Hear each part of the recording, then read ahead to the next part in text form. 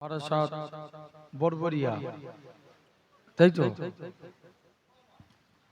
যুবক ভাইদের প্রচেষ্টায় এ মাহফিল হয়ে থাকে। মনে হচ্ছে 2 বছর না 3 বছর আগে একবার এসেছিলাম এই জলসাতে। 3 বছর আগে একবার এসেছিলাম। আল্লাহ নিয়েছেন।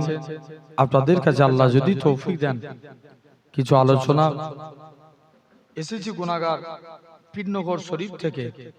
আপনাদেরই পীরের আওলাদ সকলে মাহফিলের মধ্যে চলে আসেন। আউযু বিল্লাহি মিনাশ শাইতানির রাজিম।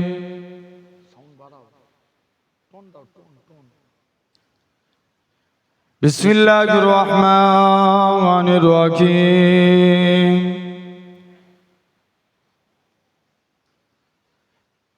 আলহামদুলিল্লাহ।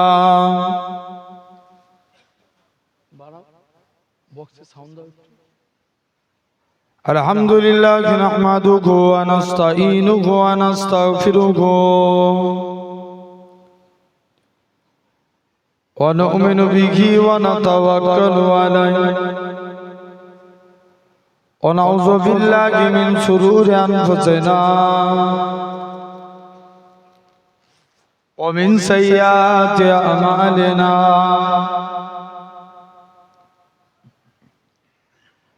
من يهده الله فلا مضل له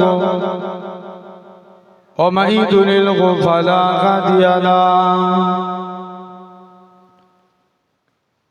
ونشهد أن لا إله إلا الله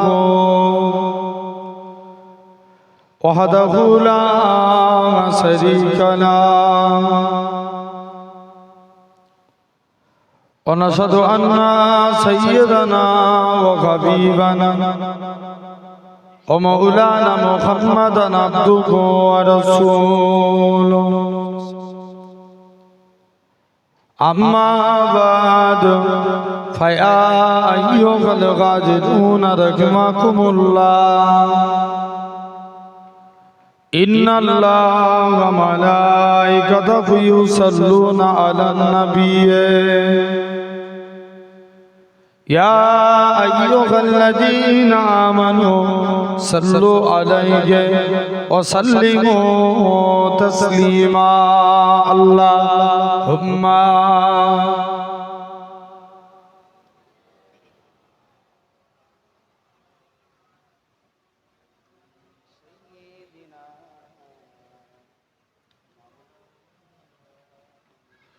बसरे मुक़ाबा जहाँ मुस्तफा है वही घर बनाने को दिल चाहता है।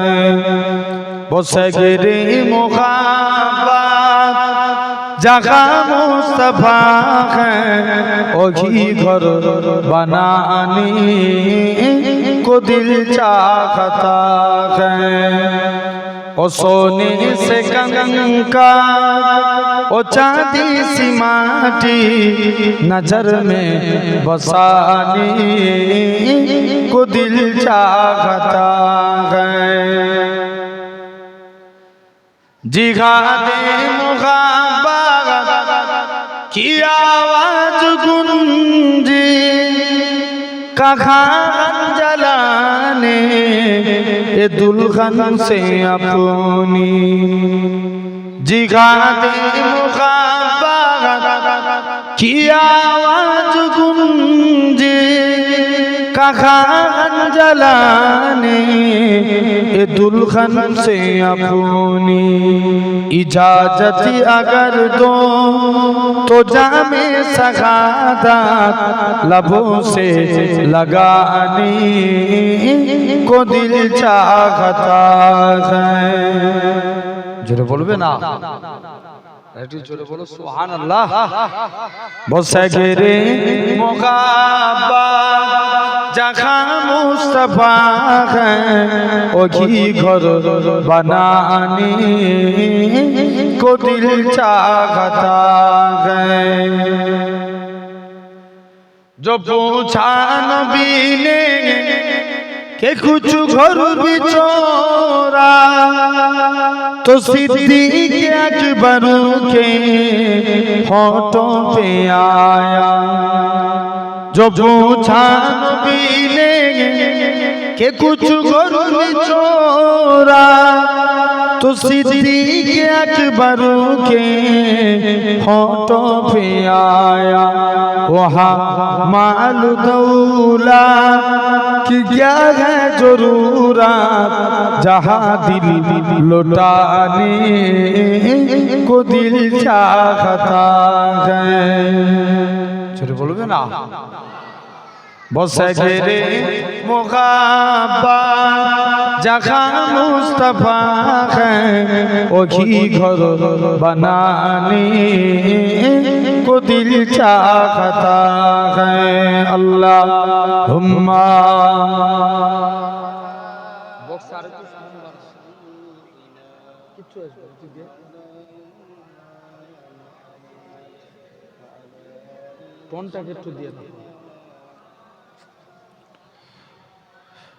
ভালোবাসার জায়গা মদিনা ভালো লাগার জায়গা মদিনা ভালোবাসার জায়গা মদিনা ভালো লাগার জায়গা মদিনা এত সুন্দর জায়গা কোথাও দেখি না এত সুন্দর জায়গা কোথাও দেখি না সাজিয়েছেন দয়াল রব্বানা ভালো লাগার জায়গা মদিনা জোরে বলো না ভালোবাসার জায়গা মদিনা ভালো লাগার জায়গা মদিনা ভালোবাসার জায়গা মদিনা ভালো লাগার জায়গা মদিনা মদিনা শরীফে নূরের খাজিনা মদিনা শরীফে নূরের খাজিনা আশিক ছাড়া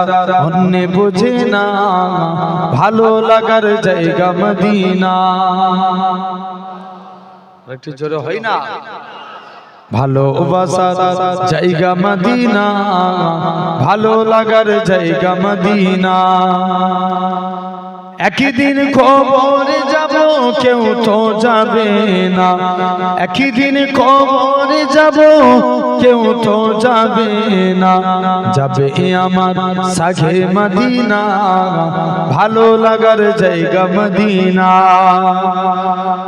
আরো জোরে হয় না ভালোবাসার জায়গা মদিনা ভালো লাগার জায়গা মদিনা আমাদের জীবনে অনেক বেশি গুনাহ তাই হাবিবের কদম ছাড়ব না ভালো লাগার জায়গা মদিনা আল্লাহুম্মা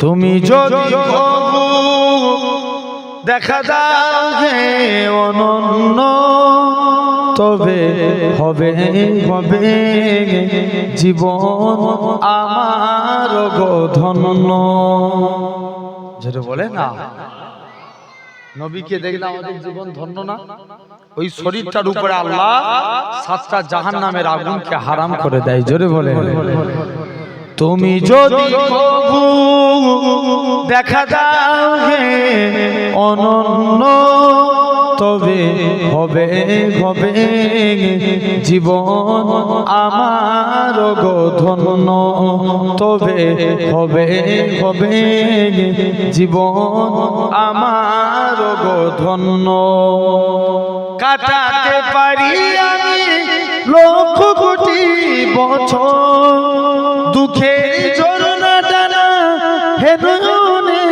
ওঝর পাই যদি দেখা সামান্য তবে হবে হবে জীবন আমার গো ধন্য তবে হবে হবে জীবন আমার গো ধন্য অনন্ত কাল আমি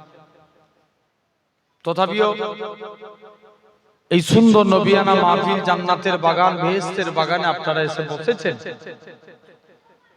আল্লাহ আমি গুনাহগারকেও আপনাদের কাছে আনিয়েছেন। আল্লাহ যদি তৌফিক দেন আপনাদের কাছে কিছু আলোচনা। আমার সব মুরব্বী আব্বাগুলো বাপের সমতুল্য মানুষ, আপনারা আমার থেকে নিচে বসে আছেন, সন্তানের মতো ভাইয়ের মতো একটু উপরে বসে আছেন। অসুবিধা আছে? জোর করে বলুন আলহামদুলিল্লাহ। দোয়া করেন আল্লাহ আপনাদের কাছে, আমি গুনাহগারকে আল্লাহ তুমি একটু চলেছো না, ও ডাকলে পালাই, দেখেছি ওরা এই অভ্যাস, এই অভ্যাসগুলো খুব খারাপ। এই ওকে ধরে নিয়েছো, ওকে ধরে নিয়ে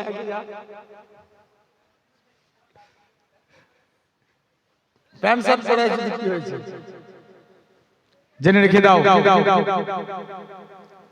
তথাপি আমার সোনার ভাইরা, আব্বারা, তরুণেরা, এই সুন্দর জান্নাতের বাগান, বেহেশতের বাগানে আপনি আমি এসে বসেছি। আলহামদুলিল্লাহ, আল্লাহ যদি তৌফিক দেন আপনাদের কাছে কিছু আলোচনা।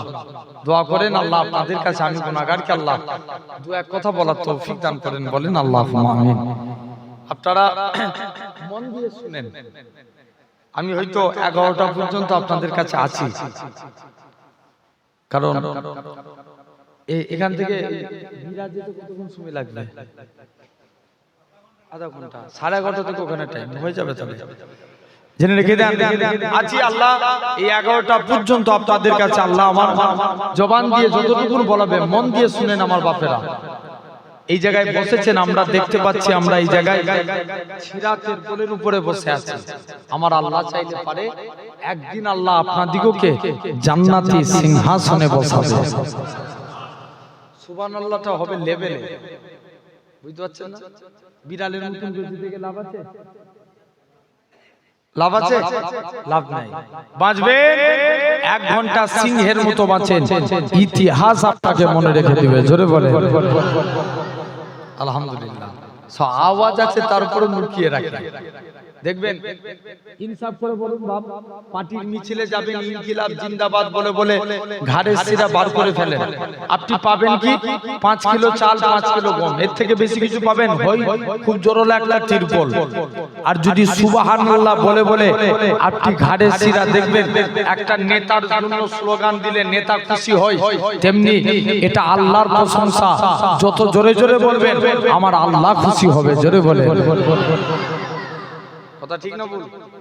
জেনে রেখে যান। তথাপিও সাধারণ চিন্তা করে দেখেন, আমাদের মধ্যে একদল মানুষ আছে এখন আরামের বিছানার মধ্যে ঘুমাচ্ছে, নাই? এদিকে চাষবাসের কাজ হয়তো দেখবেন চাষের কাজ করেছে, আরামের বিছানায় ঘুমাচ্ছে। কিছু মানুষ আছে দেখেন এখন হো টোটো করে ঘুরছে, আছে না? অনেক অনেক এলাকা থেকে দেখবেন ওয়াজ শুনতে, সেখানে দোকান বসেছে, ভালো জিনিস করেছে। অনেক জায়গায় জলসা মাহফিলে দোকান বসায়, দেখবেন অনেক দূর দূরান্ত এলাকা থেকে যুবকেরা ওয়াজ শুনতে এসে বলে চো বড়বড়িয়ায় ওয়াজ হচ্ছে, শুনতে যাব। কিন্তু ওয়াজ শোনার নিয়ত করে এসে দোকানে ঘুরে। কোথায়? ভুল বলছি আমি? একদম হাকিকাত। দেখবেন অ্যাকচুয়ালি ওদের নিয়ত ওয়াজ শোনা নয়, ওরা মেয়ে দেখতে আসে। কথা বলেন, খারাপ লাগছে? অনেকে জলসার মাহফিলে ফোন নম্বর দিয়ে আলিয়া করে। জেনে রেখে দেন। তথাপি আমার ভাইরা, আব্বারা, তরুণেরা, আল্লাহ আপনার আমার শরীরকে সুস্থ রেখে সবল করে তামাম গুনাহ থেকে দূরে সরিয়ে রেখে এমন এক কুরআন হাদিসের মাহফিলে বসার তৌফিক দিয়েছেন, যে জায়গাটায় বসলে আল্লাহ এমনি গুনাহ মাফ করে দেয়। পারে না? পারেন? অবশ্যই পারেন। আসেন মন দিয়ে শুনবেন বাপ। তথাপিও জেনে রেখে দেন, ওয়াজ এই জায়গায় বসেছেন শোনার জিনিস না বুঝার জিনিস? ইয়েস, কিসের জিনিস? বুঝার জিনিস। বুঝলে আবু বকর, না বুঝলে আবু জেহেল। কি বললাম? বলো বলো বলো, কথা বলতে হবে। বুঝলে আর না বুঝলে আবু জাহেল। আমরা কার দলে থাকবো? আবু বকরের দলে কারা? একবার হাত তুলে দেখাও তো দেখি। তাকবীর দেন, নারে তাকবীর। এই এরকম করে তুলে কিছু হবে, বড় করে তুলে রাখো, নারে তাকবীর, আলহামদুলিল্লাহ। এই যে হাত তুললাম, এটা দেখলো আল্লাহ। জেনে রেখে দেন, কিয়ামতের দিন আল্লাহ কিছু বান্দাদের ডাক দিয়ে বলবে, বান্দা যা। মুসা নবী আল্লাহকে একদিন জিজ্ঞেস করছে, আল্লাহ আমি দেখতে চাই দুনিয়ার জমিনের সবথেকে গুনাহগার মানুষকে। আল্লাহ বলছে, মুসা তুই অমুক জায়গায় রাস্তায় দাঁড়া, যে প্রথমে হেঁটে হেঁটে যাবে সে হবে গুনাহগার। মুসা নবী বলছে, আল্লাহ আমি নেককারকে দেখতে চাই। আল্লাহ বলছে, মুসা তুই ওই রাস্তাতেই দাঁড়া, যে রিটার্ন ফিরে আসবে সে হবে নেককার। মুসা নবী তো কনফিউজ, আল্লাহ এটা কেমন করে সম্ভব? একই লোক যাবার সময় কি ছিল? গুনাহগার, আসবার টাইমে নেককার। কি নেককার? মন দিয়ে শুনতে হবে, কিন্তু মন অন্যদিকে। তুমি 1 ঘন্টা আমি থাকবো, দুনিয়ার কথা ভুলে যাও, পুরো ওয়াজের দিকে মন দেন। যাবার সময় বান্দাটা কি ছিল? গুনাহগার, আসবার টাইমে নেককার। মুসা নবী কনফিউজ, আল্লাহ এটা কেমন করে সম্ভব? আল্লাহ এর রহস্যটা কি? মুসলমান করে ছেলে মেয়েরা, আব্বারা, তরুণেরা, হে নবী প্রেমিকেরা, আমার আল্লাহ জানিয়েছিলেন, হে আমার কালিমুল্লাহ, হে আমার নবী মুসা, ওই বান্দাটা যখন রাস্তা দিয়ে হেঁটে হেঁটে যাচ্ছিল, তার ছেলেখানা বলতে লাগে, আব্বা জান দুনিয়া বড় না প্রথম আসমান বড়? বাপখানা জবাব দেয়, বাবা ছেলে দুনিয়ার থেকে প্রথম আসমান বড়। ছেলে আবারও বলে, ও জনমদাতা বাপ, প্রথম আসমান বড় না দ্বিতীয় আসমান? দ্বিতীয় আসমান বড়। দ্বিতীয় আসমান বড় না তৃতীয় আসমান? তৃতীয় আসমান বড়। এরকম ভাবে 7 তবক আসমান বড়। ছেলে আবারও বলে, আব্বা জান 7 তবক আসমানের থেকে কি বড়? বাপখানা জবাব দেয়, বাবা ছেলে 7 তবক আসমানের থেকে আমি তোর আব্বা, আমার গুনাহখানা বড়। ছেলে আবারও বলে, ও জনমদাতা বাপ, আপনার গুনাহ থেকে কি বড়?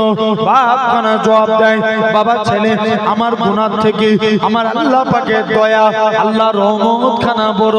হে নওজোয়ান যুবকেরা, আমার আল্লাহ জানিয়েছিলেন, হে আমার কালিমুল্লাহ, হে আমার নবী মুসা, আমি আল্লাহ পাক তার এতটুকু কথা কি কবুল করে নিয়েছি। আমি আল্লাহ কবুল করে নিয়ে আমার বান্দাটার জীবনের পাখার গুনাহটাকে আমি আল্লাহ ক্ষমা করে দিয়েছি। কে মাফ করেছে? জোরে বলো, আল্লাহ। তাহলে আমাদেরও মূল জিনিস বুঝতে হবে, বলো ইনশাআল্লাহ। তাহলে আমরা বুঝার পক্ষে, বলো ইনশাআল্লাহ। আসেন মন দিয়ে একটা জিনিস তো এরকম দেখেন, আল্লাহ দুনিয়ায় এই মরণ আমাদের হবে না? সবাই মিলে জোরে বলো, হবে। ভাই যদি ভাবি ডাক্তার দেখিয়ে বেঁচে যাব, খবর নিয়ে দেখো, তাহলে বড় বড় ডাক্তার বাবুরা মারা যেত, ঠিক না ভুল? যদি ভাবি দোয়া তাবিজ করে বেঁচে যাব, খবর নিয়ে দেখো, তাহলে নবী রাসূল ইনারা ইন্তেকাল করতেন, ওলিরা ইন্তেকাল করতেন না। তাহলে মরতে যদি হয়, মরণের মতো কাজ করেছে। দেখবেন এই মরণ প্রতিটা মানুষের হবে, ইনসাফ করে বলবেন। আগেকার যুগের মুরব্বীরা তবুই কবরের কথা চিন্তা করত, কিন্তু এখনের ইয়াং জেনারেশন ছেলেরা একবারও ভেবেছে যে আমি মরবো বলে? কথা বলে না, সারাদিনে একবারও চিন্তা করে নেই। ও দেখো, ওখানে তোরা একবার এখানে বসে দেখ, ইনশাআল্লাহ এই জায়গার প্রেমে পড়বে। আর দূরে থাকলে মহব্বত পালাবে, জীবনে ওরা বসবে না, সব জায়গায় ও ডাকলি ওরা পালায়, বলে হুজুর চুপ করে দাঁড়িয়ে আছি ভালো। ও বুট খুলবে না পা থেকে, নিয়ত করে নিয়ে বেরিয়েছে। জেনে রেখে দেন ভাইরা, আব্বারা, তরুণেরা, তথাপিও জানেন। তাহলে আসেন, এই মরণ থেকে কেউ রেহাই পাবো? কেউ পাবো না, কিন্তু আমরা চেষ্টা করলে আযাব থেকে বাঁচতে পারবো। কি থেকে? চেষ্টা করলে পারবে না? আজাব থেকে নূর আলম বলো, চেষ্টা করলে আজাব থেকে বাঁচতে পারবো, কিন্তু মরণ থেকে কেউ বাঁচতে পারবে না। মন দিয়ে শুনবেন। তাহলে আল্লাহ এরকম দুনিয়াতে কিছু নিয়ামত দেখান। নাজমুস সাদাত নহুজুর পীর কেবলা রাহমাতুল্লাহ আলাইহি, মন দিয়ে শুনো, 25 বছর আগে ইন্তেকাল হয়েছে। দাদা হুজুর কেবলার মাজারে জায়গা শর্ট না বেশি? শর্ট না? এখন বাকি বিল্লাহ হুজুর 25 বছর পরে ইন্তেকাল হয়েছে। নহুজুর কেবলার কবরের দিকে একটু কবর খুঁড়তে যে নহুজুর কেবলার কবরের দিকে চেপে গেছে। 25 বছর আগে নহুজুর কেবলা ইন্তেকাল করেছে, লাশ তো দূরের কথা, 25 বছর পরে কাফন পর্যন্ত টাটকা আছে। জোরে বলে আল্লাহ এরকম কিছু নিয়ামত দেখান বান্দা, তারপরেও তোরা হেদায়েতের পথে ফিরায়। আর সমাজে কিছু দেখবেন, আমার একটা তাফসীরের উস্তাদ, আমি যার কাছে তাফসীর শিক্ষা অর্জন করেছি, উনি বলতেন যে কথায় কথায় কসম খায় সে এক নম্বর মিথ্যাবাদী। কে? যে কথায় কথায় কসম খায়, ভুল বললাম? আর দেখবেন সমাজে কিছু টেরা মার্কা এখন আছে, এরা কথায় কথায় শুধু বেদাত বেদাত করে কথা বলেন। আমি মনে করি ওর জন্মটাও বেদাত। কথা বুঝতেছেন না? ও নিজেই একটা বড় বেদাত। জেনে রেখে দেন, হাক্কানি আল্লাহর ওলিদের শানে গুস্তাখি করে। আমি যারা ভণ্ড পীর তাদের বিরুদ্ধে আমরাও, কথা ঠিক না ভুল? যারা ভণ্ড, বাংলাদেশে ওয়াজে গেছি, এই রিসেন্ট কিছুদিন, 2 সপ্তাহ না 1.5 সপ্তাহ আগে ছিলাম বাংলাদেশে। এর আগেও গেছি অনেকবার। ওখানে এক পীর সাহেবের নাম বিড়ি বাবা। কি নাম বললাম? বিড়ি বাবা। বিড়ি দিলে মুরিদ করবে, নাহলে মুরিদ করবে না। এরকম পীর মানা যাবে? কথা বলে। কিন্তু আমরা দাদা হুজুরকে ধরেছি হাক্কানি আল্লাহর ওলি, যার সোহবতে থাকলে, যাকে অনুসরণ করে, যার ওসিয়াতনামা মোতাবেক মেনে চললে ইনশাআল্লাহ, এতদূর পর্যন্ত পড়াশোনা করে উপলব্ধি করেছি, ইনশাআল্লাহ যদি দাদা হুজুরকে ধরে থাকি, ইনশাআল্লাহ আল্লাহ একদিন না একদিন জান্নাতি করবে, যদি আমল করে যায়। আর আমল না করে গেলে কি হবে? কিচ্ছু লাভ নাই। তাহলে আগে আমলের দরকার। আসেন, আল্লাহ এরকম কিছু নিয়ামত দেখান। আর ওই কবরস্থান ঘেরা, বুঝেন কি দিয়ে? এখন কি দিয়ে ঘিরে? পাঁচিল দিয়ে ঘিরে না?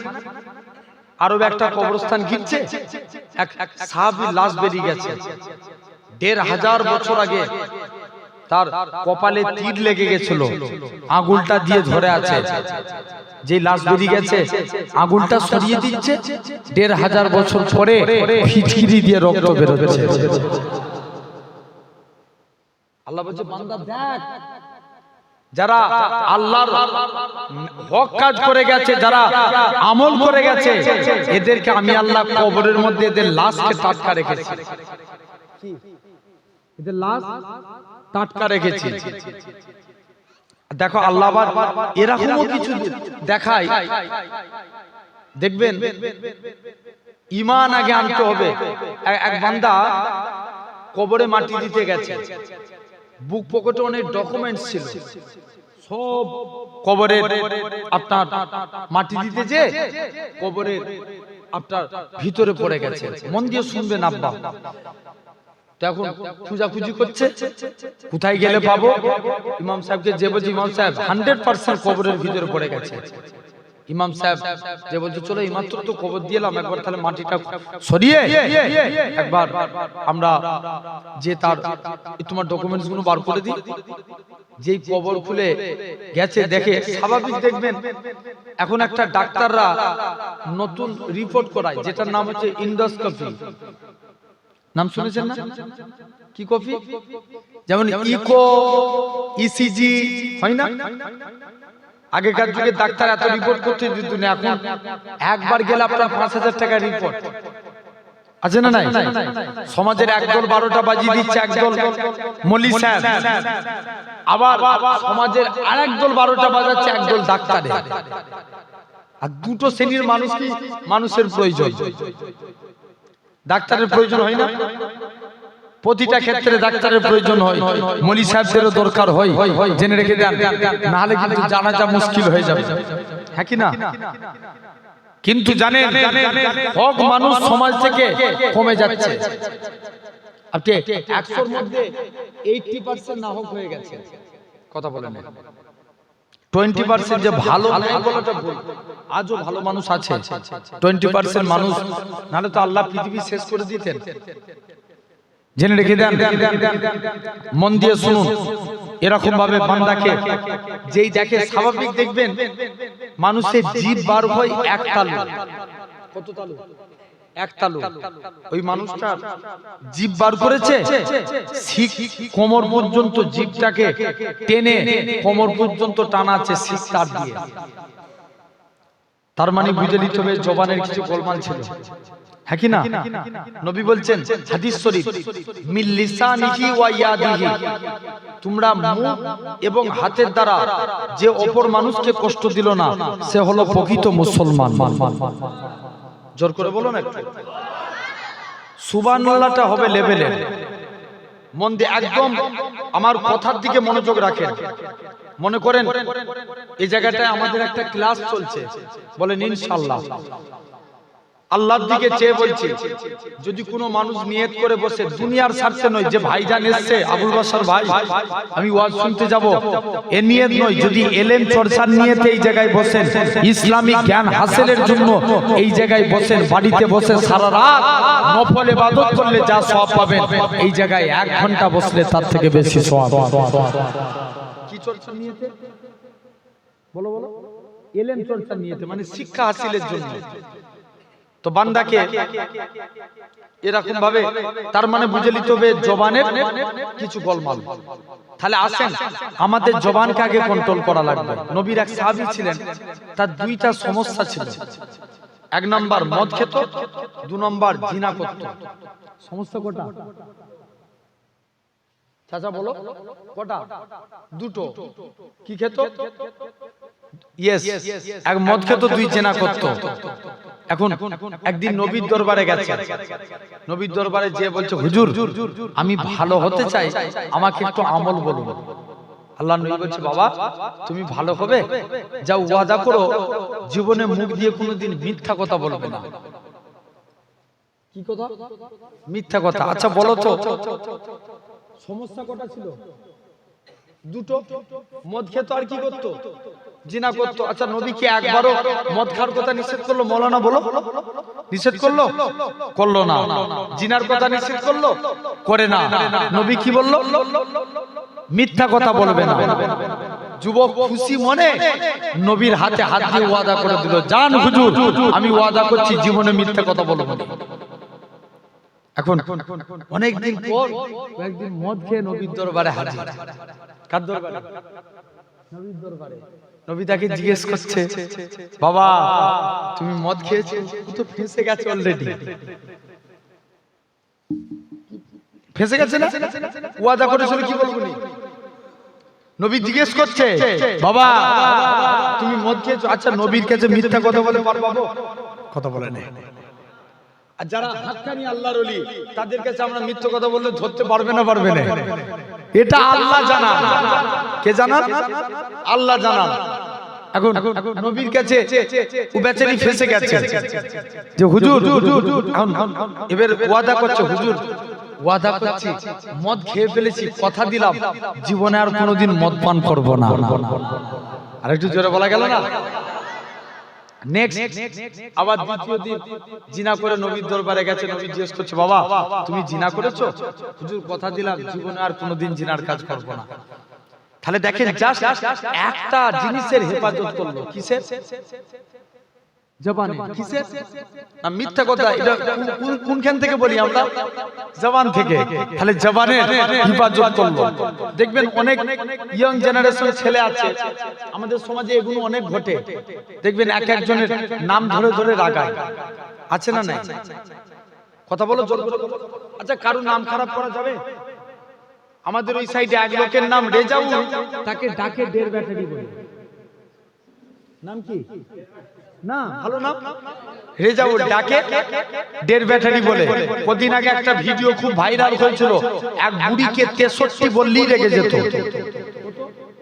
63। খবরদার, হাতে ধরে বলে যায় যার যে নাম তাকে সে নামে ডাকুন, কিয়ামতের দিন নালে এর জন্য ধরা পড়বেন। কারো নাম খারাপ করা যাবে না, শখ করেও বলা যাবে না, জেনে রেখে দেন। আসেন তাহলে জবানের হেফাজত করব, বলেন ইনশাআল্লাহ। তো ওই বান্দাটা দেখে জিভটা কোমর পর্যন্ত টানা আছে। আল্লাহ এরকমও কিছু দেখান।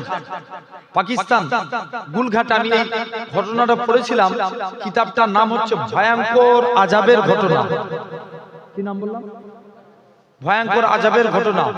পাকিস্তান গুলঘাটে একটা পথিক রাস্তা দিয়ে হেঁটে হেঁটে যাচ্ছেন, একটা কবরস্থানের ভিতর থেকে আওয়াজ আসছে, কে আছো আমাকে বাঁচাও বাঁচাও, এরকম চিৎকার একটা আওয়াজ এসছে। জেনে রেখে দাও, আমরা কিন্তু সেই কবরকে ভুলে যাচ্ছি আস্তে আস্তে।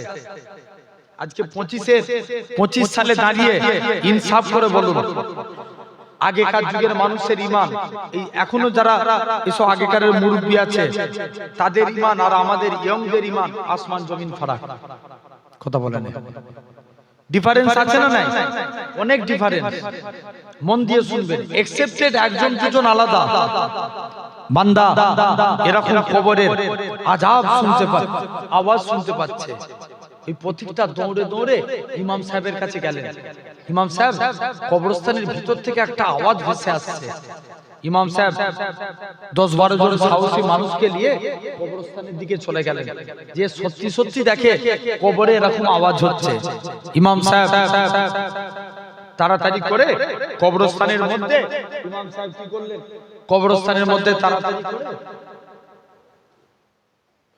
ইমাম সাহেব তিনি কবরটাকে খুলে দেখে একটা মহিলা উলঙ্গ অবস্থায় কবরের মধ্যে পড়ে আছে। একটা কাপড় দিলেন, মহিলা কাপড়টা ঢেকে নিলেন। ঢেকে নিয়ে ওই মেয়েখানা উঠে কবর থেকে উঠে একজনের বাড়ি চলে গেলেন, দরওয়াজা দিয়ে দিলেন। এদিকে পাকিস্তানের মানুষদের যেতে একটু লেট হয়ে গেল। মহিলাকে ডাকে, মা তুমি কে, একবার পরিচয় দাও।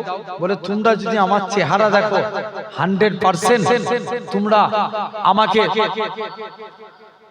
100% আমাকে তোমরা দেখে হার্ট ফেল করে যাবে, তাই আমাকে দেখছো না। ওরই মধ্যে 2-3 জন সাহসী মানুষ বলে, মা একবার পরিচয় দাও না, তোমার চেহারা দেখাও, কে তুমি, একবার পরিচয়টা দাও।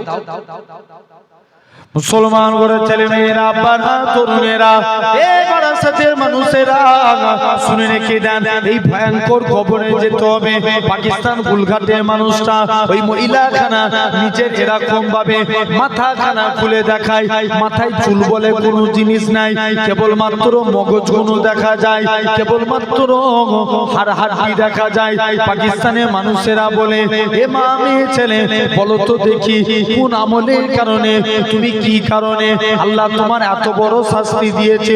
পাকিস্তান গুলঘাটের মানুষ বলে, ওই মহিলাখানা বলে, এ পাকিস্তানের মানুষেরা, আল্লাহ আজকের দিনে আমি মহিলা পর্দা করা, মাথা ঢাকে রাখা আমাদের জন্য ফরজ, কিন্তু আমি চুলে শ্যাম্পু লাগিয়ে এলাকায় ঘুরতাম যাতে করে যুবক ছেলেরা আমার প্রতি ফিদা হয়ে যায়, আমার প্রতি দিবানা হয়ে যায়। এই জন্য আল্লাহ পাক প্রথম প্রকার শাস্তি আমার মাথার মধ্যে দিয়েছে। 2 নম্বর, সেটা ঠোঁটখানা খুলে দেখায়। ঠোঁট বলে কোনো জিনিস নাই, কেবলমাত্র মারিগুলো দেখা যায়। পাকিস্তানের মানুষেরা বলে, এ মা মেয়ে ছেলে বলো তো দেখি, কোন কি কারণে তোমার ঠোঁটের অবস্থায় রাখো? মহিলাখানা বলে, আল্লাহ মেয়েদের জন্য মুখ ঢেকে রাখা ফরজ করেছিল, কিন্তু আমি বেপরদাহীনভাবে ঠোঁটে লিপস্টিক লাগিয়ে ঘুরতাম যাতে করে করে এলাকার যুবকরা আমার প্রতি ফিদা হয়ে যায়, আমার প্রতি দিবানা হয়ে যায়। আল্লাহ এই জন্য দ্বিতীয় প্রকার শাস্তি আমার ঠোঁটের মধ্যে দিয়েছে, সে তার চেহারাখানা খুলে দেখায়। চেহারায় গোশত বলে কোনো জিনিস নাই, কেবলমাত্র হাড় হাড্ডি দেখা যায়। পাকিস্তানের মানুষেরা বলে, এ মেয়ে ছেলে বলো তো দেখি কোন আমলের কারণে, কি কারণে তোমার চেহারার এরকম অবস্থা? মহিলাখানা কাঁদে আর বলে, এ পাকিস্তানের মানুষেরা শুনে রেখে দাও, আল্লাহ মহিলাদের জন্য পর্দা করা ফরজে আইন করেছে, কিন্তু আমি বেপর্দাহীন ভাবে ঘুরতাম যাতে করে এলাকার যুবকরা আমার ফিগার দেখে, আমার চেহারা দেখে আমার প্রতি দিবানা হয়ে যায়, ফিদা হয়ে যায়। এই জন্য আল্লাহ পাক তৃতীয় প্রকার শাস্তি আমার কবরের মধ্যে দিয়েছে। এরকম ভাবে মহিলাখানা এই বলে আবার অজ্ঞান হয়ে জমিনায় পড়ে গেলেন। মেয়ে ছেলে তাকে আবার পাকিস্তানের মানুষরা দাফন করে দিলেন। তাহলে আল্লাহ এরকম কিছু দেখায়। খবরদার, ভাই হয়েছেন, আপনার কর্তব্য বোনকে পর্দা করা। ভুল বলছি না ঠিক বলছি? যদি বড় ভাই হন একটা পঞ্চি রাখবেন, কথা না শুনবেন। আমি বলে যাচ্ছি, কি রাখবেন? পঞ্চি। চাপকাবেন, বেপরদাহীন ভাবে রাস্তায় বেরোবেন। খারাপ লাগলো? একটা মেয়ে তিনজনকে জাহান্নামী করবে। কজনকে? তিনজন। এক নাম্বার তার বড় ভাই, দু নাম্বার তার স্বামী, তিন নাম্বার তার পিতা। হয়তো আমার কথা এখন তোমাদের তেতো তেতো লাগতে পারে, মানতে পারলে আল্লাহ জান্নাত পেয়ে যাবে। জোরে বলে জেনে রেখে দেন। দেখবেন অনেক নবী জামানায় একটা স্বামী বিদেশে কাজে যাচ্ছে, মন দিয়ে শোনো বাপেরা, স্বামী বিদেশে কাজে যাচ্ছে, স্ত্রীকে বলে যাচ্ছে, স্ত্রী বাড়িতে না আসা পর্যন্ত বাড়ি থেকে পা বার করবে না। কিছুদিন পর স্ত্রীর আব্বার খুব শরীর খারাপ। এখন নবীর দরবারে খবর পাঠিয়েছে, হুজুর আমার বাপের বিরাট শরীর খারাপ, আমি কি দেখতে যেতে পারি? তবে আমার স্বামী মানা করেছে। নবী বলছে, মা তোমার না যাওয়াটাই উত্তম। মেয়েটা সবর করে রয়ে গেল। আবার তার কিছুদিন পর তার বাপটা মারা গেছে। শুনছো বাপ? শুনছেন? তার বাপ মারা গেছে। আবার নবীর দরবারে খবর পাঠিয়েছে, হুজুর এবার কি আমি আমার বাপকে দেখতে যেতে পারি? তবে আমার স্বামী মানা করেছে। নবী বলছে, মা তোমার না যাওয়াটাই উত্তম। মেয়েটা সবর করে বাড়িতে রয়ে গেলেন, বাপের লাস্ট মুখটাও দেখলো না। কিছুদিন পর মেয়েটা একদিন রাত্রে ঘুমিয়ে আছে, স্বপ্ন দেখছে তার বাপটা আল্লাহ জান্নাতি হয়ে ঘুরছে। আর একটু জোরে বলা গেল না? বাপ বলে, মারে দুনিয়ার জমিনে আমার এমন কোনো আমল থাকে না যার ওসিলা আমি নাজাত পেতাম, কিন্তু তোর ব্যবহারটাকে, তুই যে স্বামীর হুকুম মেনেছিস, তোর এই হুকুম মানাটাকে আল্লাহ কবুল করে নিয়ে তুই মেয়ে, তোর ওসিলা আমি তোর বাপকে জান্নাতি করে দিয়েছে। বুঝাতে পারলাম না? তাহলে খবরদার, জেনে রাখবেন। আবার দেখবেন অনেক মানুষ আছে ৫৫-৬০ বছর বয়স হয়ে গেছে, এখনো দাড়ি কেটে কেটে ঘুরে। আছে না নাই? আছে? কথা বলে না? আমি এরকম একটা কথা বলছি, আমাদের ওই সাইডে ঘটনা ঘটেছিল। তাদের বাড়িতে সব্রসানি মাহফিল গিয়েছিলাম। এক লোক ওই ওরকম ৫৫-৬০ বছর বয়স, বৃহস্পতিবারের রাত। কিসের রাত বললাম? বৃহস্পতিবারের রাত। খারাপ নেবেন না কথায়, মন দিয়ে শুনেন। বৃহস্পতিবারের রাত দাড়ি কেটে হিরো সেজে বাড়ি গেছে। স্ত্রীটা একটু নামাজি মুসল্লি। স্ত্রী বলছে, স্বামী তুমি দাড়ি কেটে ঘুরছো, তোমার কি কবরের ভয় নাই, আল্লাহর ভয় নাই? ও এখন ইয়ার কি করি হোক আর বা রাগ দেখি হোক, স্ত্রীকে বলছে, আমিও তো মরণ টরণকে ভয় করিনি। কে বলছে? স্বামী। ওই রাত্রের কথা বলছি। দেখবেন একটা মানুষ মারা গেলে তার কাছে অনেক ধরনের ফারিস্তা আছে। এই যে আমরা নিঃশ্বাস নিচ্ছি, নিঃশ্বাসের ফারিস্তা আসবে, এসে বলবে, বান্দা এক প্রান্ত থেকে অপর প্রান্ত ঘুরে ফেললাম, তোমার জন্য এতটুকু আমি বাতাস খুঁজে পেলাম না, তাই তোমার দুনিয়ার জমিনে নিঃশ্বাস শেষ, আসসালামু আলাইকুম বলে বিদায় দেবে। রেজেকে ফেরেশতা আসবে, আমরা হয়তো ভাববো আমরা যা ইনকাম করে নিয়েছি এখন 10 বছর বসে বসে চলে যাবে। রেজেকের ফেরেশতা আসবে, বান্দা আমি তোমার দুনিয়ার এক প্রান্ত থেকে অপর প্রান্ত ঘুরে ফেললাম, কোথাও তোমার জন্য রেজেকের বন্দোবস্ত করতে পারলাম না, তাই তোমার রেজেক শেষ, আসসালামু আলাইকুম, তোমার কাছে বিদায় নিলাম, চলে যাবে। তো বান্দা এখন ছেলে রাত্রে ট্রাক্টর চালায়, ছেলে রাত্রে এসে খাওয়া দাওয়া করছে, বাপ শুয়েছিল, ঘুম থেকে উঠে ছেলের খাওয়া দাওয়া কমপ্লিট, এক্সচেঞ্জায় গেছে, যেই এক্সচেঞ্জা করে উঠেছে বাবারে মারে বলে এসে দরজা লাগিয়ে দিয়েছে, মানে অলরেডি সে আজরাইল ফেরেশতাকে দেখতে পেয়ে গেছে। একটু আগে স্ত্রীকে কি বলেছিল সন্ধ্যাবেলায়, এক্ষুনি ভুলে গেলে হবে, মরণকে ভয় পাই না ওই মানুষটা। কারণ দেখবেন আপনি লক্ষ্য করে দেখবেন এরকম ফিল করে নেবেন রাত্রে হয়তো আমার পরে আমার ভাই আসবে, আখিরি দোয়া করবে, তারপরে বাড়ি চলে যাবেন আপনারা তাবারক নিয়ে। একবার অন্তত আমি ছেলের মতো করে হাত জোর করে বলে যাচ্ছি, রাত্রে শুয়ে শুয়ে একবার চিন্তা করে দেখবেন, আবুল বাসার বাবাজি এসেছিল বলে তো গেল, একবার চিন্তা করে দেখবেন যে কি ওয়াজ করে গেল। জেনে রেখে দেন, বান্দার ছেলে স্ত্রী দুজন মিলে বলছে কি হয়েছে, কেউ তোমায় ধরতে এসে না, 2 থেকে 3 মিনিট গেল না, ওই মানুষটা ওখানে মারা গেল। দেখবেন মরণের আগে মানুষ ঘেমে যায়, একটা মানুষ দুটো কারণে ঘামে।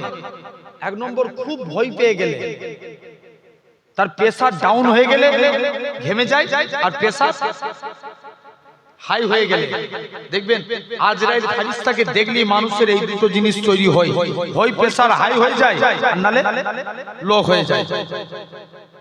দেখবেন যেটাকে আমরা বলি মরণের আগে কাল ঘাম ঘামছে বলে না অনেকে, ও লোকটা কি ঘেমেছে। বান্দা জেনে রাখি দাও বাপ, আবার জেনে রাখবেন ঈমান আমাদের মজবুত করা লাগবে। ভেবেছেন দাড়ি রাখার নাম কি মুসলমান? ভাই আমাদের মুসলমান হওয়া আগে না ঈমান আনা আগে? আগে ঈমান, এটা ডেফিনেশন আগে ভালো করে বুঝতে হবে, আগে মুসলমান না আগে ঈমান। দেখবেন দাড়ি রাখে, দাড়ি রাখার নাম মুসলমান না। তাহলে দেখো আমার যা দাড়ি এখন বর্তমানে একটা খেলার প্লেয়ারের এর থেকে বড় বড় দাড়ি, মুসলমান বলা যাবে? বলো বাপ, বলা যাবে না, ছেড়ে দেন। যদি ভাবেন টুপি মাথায় দিলেই মুসলমান, এই শুনছো যুবক, ভোটের আগে দেখবেন অনেক মানুষ টুপি মাথায় দিয়ে ঘুরে, আছে না নাই? জোর করে বলবে তো আছে, মুসলমান বলা যাবে? বলা যাবে না। যদি ভাবেন কুরআন পড়লে মুসলমান, কুরআন বাংলায় ব্যাখ্যা করেছিল গিরিশচন্দ্র বাবু, নামটা দেখে কি মনে হচ্ছে? কথা বলে না, একটু সারা দাও না। হিন্দু ধর্মের এক মানুষ গিরিশচন্দ্র বাবু কুরআনকে বাংলায় ব্যাখ্যা করেছে, মুসলমান না। যদি ভাবেন নামাজ পড়লে মুসলমান, নামাজ পড়েছিল রবীন্দ্রনাথ ঠাকুর, মুসলমান না। মুসলমান হতে গেলে হাদিস শরীফ বুনিয়াল ইসলাম আলা খামসিন, ইসলাম 5টি স্তম্ভের উপর দাঁড়িয়ে আছে। এই যে প্যান্ডেল করেছেন 100% এই খুঁটি না দিলে প্যান্ডেল দাঁড়াতো না, দাঁড়াতো না। বুনিয়াল ইসলাম আলা খামসিন, ইসলামের যেমন এই প্যান্ডেল করতে গেলে 8টা খুঁটির প্রয়োজন হয়েছে, জেনে রেখে দেন। ইসলামের 5টা খুঁটি, কটা? 5টা, যার মধ্যে 1 নাম্বার কলেমা। কি 1 নাম্বার কি বললাম? কলেমা, শাহাদাতু আল্লাহ ইলাহা ইল্লাল্লাহ। আগে কথার প্রতি সাক্ষ্য দাও আল্লাহ ছাড়া কোনো উপাস্য নাই, আল্লাহ ছাড়া কোনো মাবুদ নাই, ওয়া আন্না মুহাম্মাদান আবদুহু ওয়া রাসূলুহু, মুহাম্মদ সাল্লাল্লাহু আলাইহি ওয়াসাল্লাম হলেন আল্লাহর প্রেরিত রাসূল ও বান্দা। জোরে বলে, সবাই মিলে বলো, আরো চিল্লে হবে আলহামদুলিল্লাহ। জেনে রেখে দেন, তাহলে আসেন আমাদের ঈমান আনতে হবে আগে, বলো ইনশাআল্লাহ। একটা যুক্তিবাদী লোক একটা লোককে বলছে, জানিস সূচের মধ্যে একটা মোটা দড়ি গলবে না, গলবে? কথা বলে ছুঁচের মধ্যে মোটা দড়ি গলবে। আর একটা মাতালের ঈমান দেখেন, মাতাল বলছে দুর্বুকা, আমার আল্লাহ চাইলে পারে ছুঁচের মধ্যে হাতি গলিয়ে দিতে। আর একটু জোরে বলা গেল না? আলহামদুলিল্লাহ। আসেন, এই আমি পূর্বে একটা আয়াত বলেছিলাম, আপনারাও এই আয়াতটা অনেকেই জানেন, একবার বলেন তো আমার সঙ্গে। মিনহা খালাকনাকুম ওয়া ফিহা, ঠিক বলছো, বলো বলো। নুইদুকুম ওয়া মিনহা নুখরিজুকুম তারাতান উখরা। এটা কোথায় গেলে করতে হয়? মাটি দিয়ে আসছে জানেন? তাহলে আমার আলোচনাটা হবে আজকে, মন দিয়ে শুনেন একটু, জাস্ট আপনাদেরকে একটু শুধু স্মরণ করিয়ে দিয়ে যাই। বান্দার জেনে রেখে দেন, কি নেককার বলেন, কি বদকার বলেন, কি বুড়ো বলেন, কি যুবক বলেন, সব বান্দাকে 100% মরতে হবে। কুল্লু নাফসিন যায়কাতুল মাউত, মৃত্যুর স্বাদ গ্রহণ করতেই হবে। যারা নেককার হবে, আজরাইল এদের রূহকে বার করে নিয়ে চলে যাবে। এত খুশবু বার হবে, তার জন্য তার গ্রামের সম্মান হবে, বাপের সম্মান হবে, তার রূহকে সোনার পালকে করে ধরাধরি করে সাতবক আসমান, সেখান থেকে জান্নাতি করা হবে। যারা বদকার হবে, এদের রূহ দিয়ে দুর্গন্ধ বাইর হতে থাকবে। এতবার হবে যে আল্লাহর ফেরেশতারা কষ্ট দিয়ে নিয়ে যেতে যেতে সাতবক আসমান, সেখান থেকে জাহান্নামী করবে। নবী বলছেন, আচ্ছা বলুন তো আব্বা, দুনিয়ার জমিনে বেঁচে আছেন, একটা হাত ভেঙে গেছে, কষ্ট হয় না? হয় না? বলেন অনেক কষ্ট হয়। আপনি বেঁচে আছেন, চোখে একটা রড ঢুকে গেছে, আপনি বেঁচে আছেন, জানবেন অনেক কষ্ট হয়। আমি গত বছর এই ঈদের পরে এক জায়গায়, পশ্চিম মেদিনীপুরে এক জায়গায় জলসায় গেছি, আমাকে একজন নিয়ে গেল, ভাইজান একটু চলেন না, একজনের ক্যান্সার হয়ে গেছে, একটু গায়ে ফুল দিয়ে দিবেন। তো আল্লাহ একবার যে দেখলাম, আল্লাহ এরকমও মানুষের রোগ দেন, এর জন্য আল্লাহ শুকরগুজারি করেন যে আলহামদুলিল্লাহ আল্লাহ তুমি আমায় সুস্থ রেখেছো। বান্দার যে জায়গাটায় ক্যান্সার হয়েছে, পোকা লিললির করছে। কি করছে? পোকা, জানেন? তাহলে এগুলোতে এত কষ্ট, তারপরেও জানবেন দুনিয়ার কষ্ট থেকে মরণের কষ্ট 70 গুণ বেশি। কত গুণ? 70 গুণ। বান্দাকে কবরস্থ করে রেখে দিয়ে চলে আসবে, বান্দা মারা যাবে, বান্দাকে ওই জন্য মুর্দাবাসী বলে, এ আমার আত্মীয় স্বজনেরা, তোরা আমাকে টিপে টিপে সাবান ঘষিসনি, কারণ এই একটু আগে আজরাইল ফেরেশতা আমার জান কব্জ করে নিয়ে গেছে, তোরা যদি আমার কষ্ট বুঝতিস, তোরা আমাকে গোসল দিতিস না। নিরুপায় হয়ে বান্দাকে মাথায় কুরআন পড়ে মাথার গুড়ায় বসে বান্দাকে খাটিয়ায় করে কাফন পরিয়ে, ওই যে বাড়ি তুমি কোটি টাকা খরচা করেছো একটা বাড়িতে, 50 লক্ষ টাকা, 50 বছর জিন্দেগিতে 50 লক্ষ টাকা খরচা করে বাড়ি করেছো, তোমার ওই সুন্দর বাড়ি ছেড়ে দিয়ে পালাতে হবে। ওই শেষ বাড়ি, শেষ ছোঁয়া, তোমাকে খাটিয়ায় করে জানাজার ময়দান, ওখান থেকে কবরস্থানে নিয়ে চলে যাবে। মুসলমান ঘরের ছেলে মেয়েরা, আব্বারা, তরুণেরা, বুড়িয়ার মানুষেরা শুনে রেখে দেন, যারা বদকার হবে এলাকার মানুষদের বলবে, আমার আত্মীয় স্বজনেরা, তোমরা আমার লাশটাকে এত তাড়াতাড়ি করে কবরস্থানের দিকে নিয়ে যেও না, কেননা আমার কবরের মধ্যে আমি যা ভয়ঙ্কর জিনিস দেখতে পাচ্ছি, যদি তোমরা দেখতে পেতে তোমরা আমাকে কবরস্থ করতে না। এলাকার মানুষেরা আবারও তারা এরকম ভাবে তাসবিহ পড়তে পড়তে খাটিয়া কাঁধে করে কবরস্থানের দিকে নিয়ে চলে যাবে। আশহাদু আল্লা ইলাহা ইল্লাল্লাহ ওয়া আশহাদু আন্না মুহাম্মাদার আবদুহু ওয়া রাসূলুহু, এরকম তালবিয়া পড়তে তাসবিহ পড়তে পড়তে কবরের দিকে নিয়ে যাবে। কবরবাসী ঝরঝর করে কাঁদবে, হে আমার ছেলেপুলেরা, জামাই বলবে আমাকে একবার কাঁদে দাও, নাতি বলবে আমাকে কাঁদে দাও, পুতা বলবে আমাকে একবার কাঁধ জ্বালিতে দাও। কবরবাসী জানে প্যালপিটেশন শুরু হবে, ওরে আমার আত্মীয়রা, তোরা আমায় কবরের দিকে নিয়ে যাস না, কেননা আমার কবরের মধ্যে দাও দাও করে আগুন জ্বলছে, যদি তোরা দেখতে পেতিস তোরা তোদের বাপকে কবরে রাখতিস না। এই দুনিয়ার মানুষেরা, আল্লাহ নবী জানিয়েছে যারা ঈমানদার হবে, যারা আল্লাহ নেককার বান্দা হবে তাদেরকেও কবরের দিকে নিয়ে যাবে। কবরটা তারা এলাকার মানুষদেরকে বলবে, ওই আমার আত্মীয় স্বজনেরা তোরা আমায় কবরে তাড়াতাড়ি করে নিয়েছো, কেননা আমি আমার কবরে আল্লাহর দয়ার জান্নাত দেখতে পাই। ও বান্দাকে কবর দিয়ে চলে আসবে। আচ্ছা উপর দিকে একবার তাকান, এখানে কটা লাইট জ্বলছে? 1 2 3 4 5 6 7 8 9 10 11 12 কটা? 12টা 12টা লাইট জ্বলছে।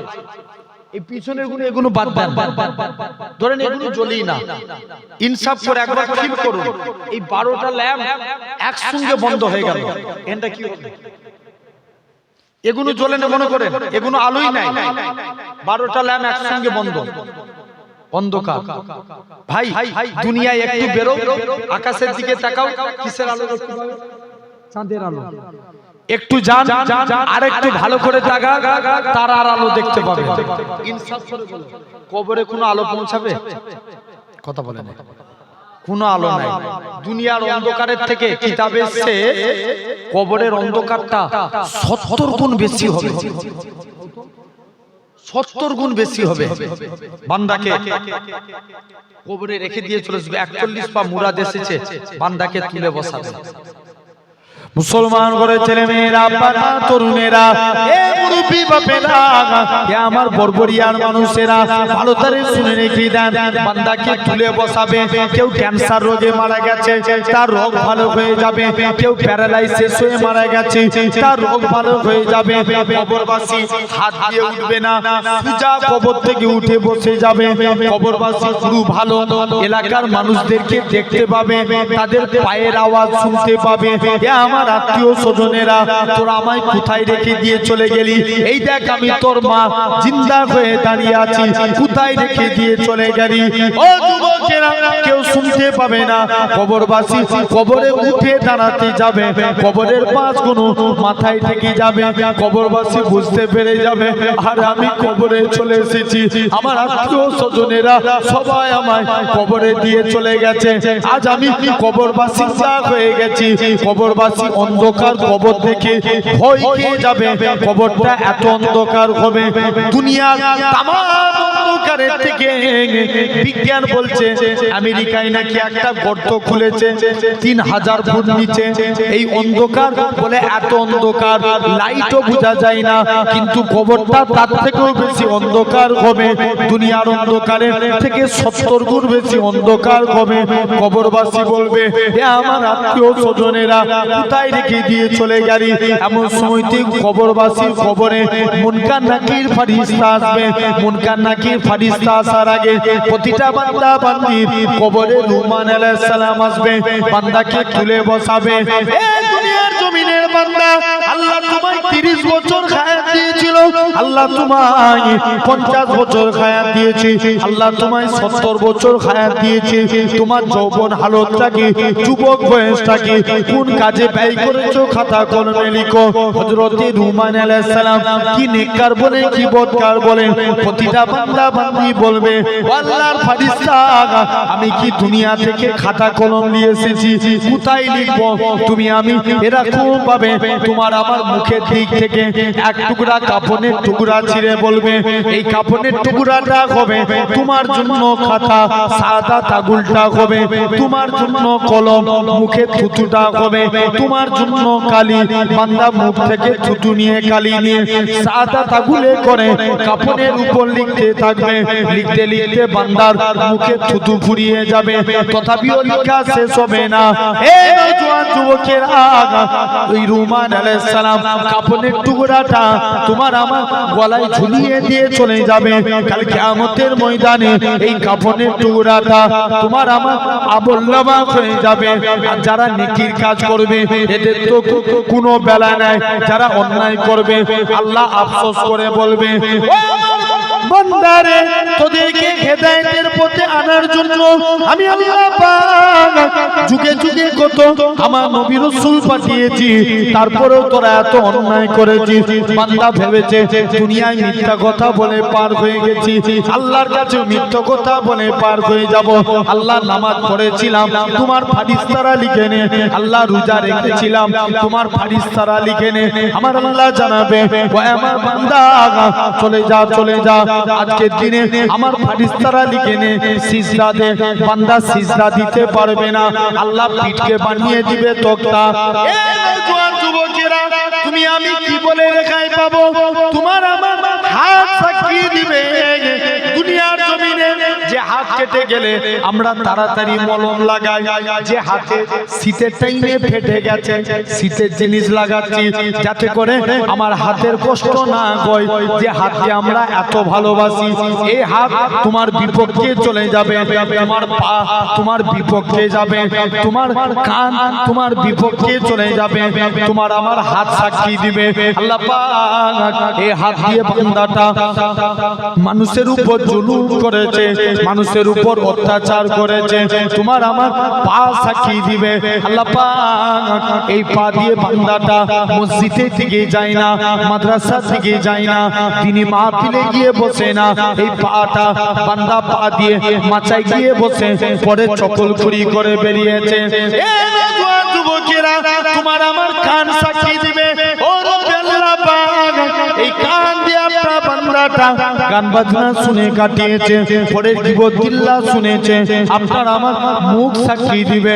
আল্লাহ পাক এই মুখ দিয়ে আপনার বান্দাটা পরে গীবত গিল্লা করেছে, গালিগালাজ করেছে, মানুষের অন্তরে দুঃখ দিয়েছে, এরকম ভাবে প্রতিটা অঙ্গ প্রত্যঙ্গ তোমার আমার বিরুদ্ধে সাক্ষী দিবে। আমার আল্লাহ জানাবে ওই আমার ফারিস্তারা চলে যা চলে যা, আমার বান্দাটাকে জাহান্নামে করে দে, বান্দাটাকে জাহান্নামের দিকে নিয়ে যাবে। বান্দা খানা ঝরঝর করে কাঁদবে, আল্লাহ পাকের ফারিস্তারা আমাকে একটু সময় দাও, আল্লাহর সঙ্গে দুটো কথা বলে আসি।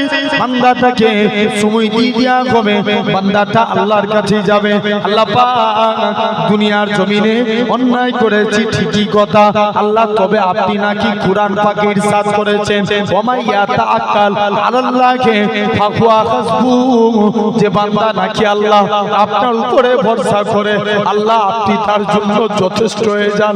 আল্লাহ কিয়ামতের ময়দানে কেউ আমার সাথে নাই, কেউ আমার পাশে নাই।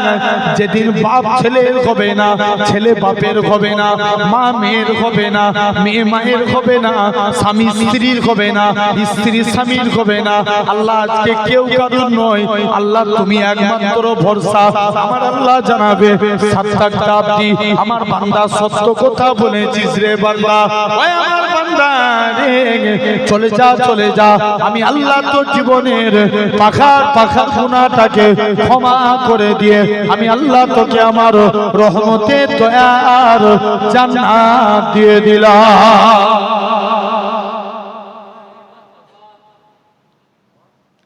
তকবীর দাও দেখি, না রে তকবীর, মৌলী সাহেব তকবীর দাও আরো জোরে।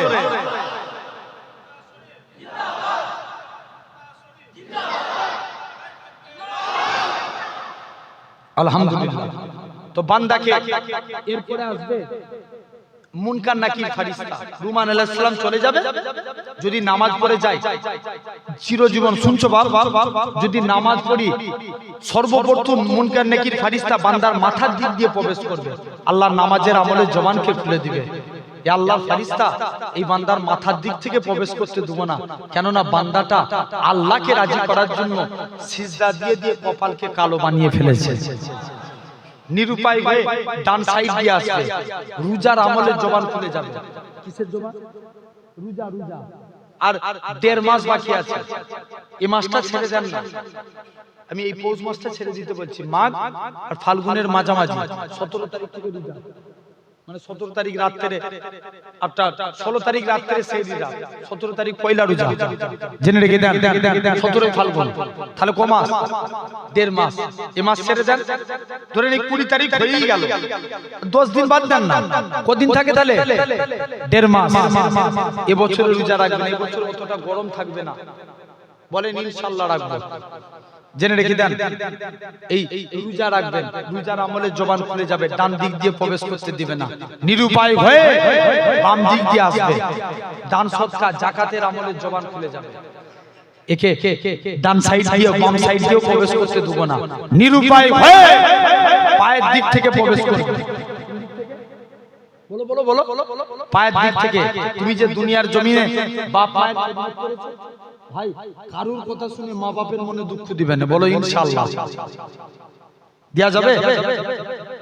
বলবে কেউ যদি তোমাকে বলে ঠিক আছে, ব্যাস এই এতটুকুই রয়ে যাবে, কিন্তু মা বাপের মনে দুঃখ দিবে না। জীবনে যা আমল করে যাও সব বরবাদ হয়ে যাবে। পিতামাতার খেদমত বলবে এই বান্দার পায়ের দিক থেকেও প্রবেশ করতে দেব না, কেননা বান্দাটা আল্লাহকে রাজি করার জন্য বাপ মায়ের খেদমত করেছে। আরেকটু জোরে বলবেন। যদি কুরআন শরীফে একটা 29 পারায় সূরা আছে, আপনাদের বলে যাচ্ছে, আমি নিজে পড়েছি তাফসীরে জালালাইন, আল্লামা জালালউদ্দিন সুয়ুতী রাহমাতুল্লাহ আলাইহি, আবু হুরায়রা থেকে হাদিসটা রিয়াত, যে সূরাটার নাম সূরা মুলক, 29 পারার প্রথমেই আছে, তাবারাকাল্লাযী বিয়াদিল মুলক ওয়া হুয়া আলা কুল্লি শাইইন কাদির। এই সূরাটা প্রতিদিন পড়বেন। যে ব্যক্তি এই সূরা প্রতিদিন পড়বে, কবরে যখন আযাবকারী ফেরেশতা যাবে সূরা মুলক বলবে, হে আল্লাহর ফেরেশতা, এই বান্দার কবরে আযাব হতে দেব না, কেননা এই বান্দাটা দুনিয়ায় প্রতিদিন আমি সূরা মুলককে পাঠ করত। কি পাঠ করত? সূরা মুলক পাঠ করত। জেনে রেখে দেন। আসেন, এরপরে আসবে মুনকার নাকির ফেরেশতা। গোটা বুখারী তন্ন তন্ন করে দেখেন, 7টা হাদিস এসেছে, তার মধ্যে 6টা হাদিসে বলা হচ্ছে কবরে একটা সওয়াল করা হবে। কি? নবীকে কবরে এনে হাজির করানো হবে। যে নবী চিনতে পারবে তার কবরে নাজাত। আর একটু জোরে বলা গেল না? আসেন, তাহলে আমরা নবী চিনতে চাই, হ্যাঁ কি? কারা কারা চায় একবার হাত তুলে দেখান, তাকবীর জোর করে মারেন দেখি। আল্লাহু আকবার। কি নারে, বলো বলো বলো বলো, হাত তুলে রাখো। আলহামদুলিল্লাহ। কার জন্য হাত তুললাম? আল্লাহ তো দেখছেন। হাত তুললাম কার জন্য? নবীর জন্য। জেনে রেখে দেন। আসুন ভাই, আমরা যদি দিনে একটা সুন্নত মানি, বছরে কটা মানা হবে? বলো বলো, অঙ্ক করে নে নাকি গড়বড়িয়ার মানুষ? দিনে একটা মানলে বছরে 365 দিন ছেড়ে দেন, মাসে একটা মানবেন, বছরে 12টা।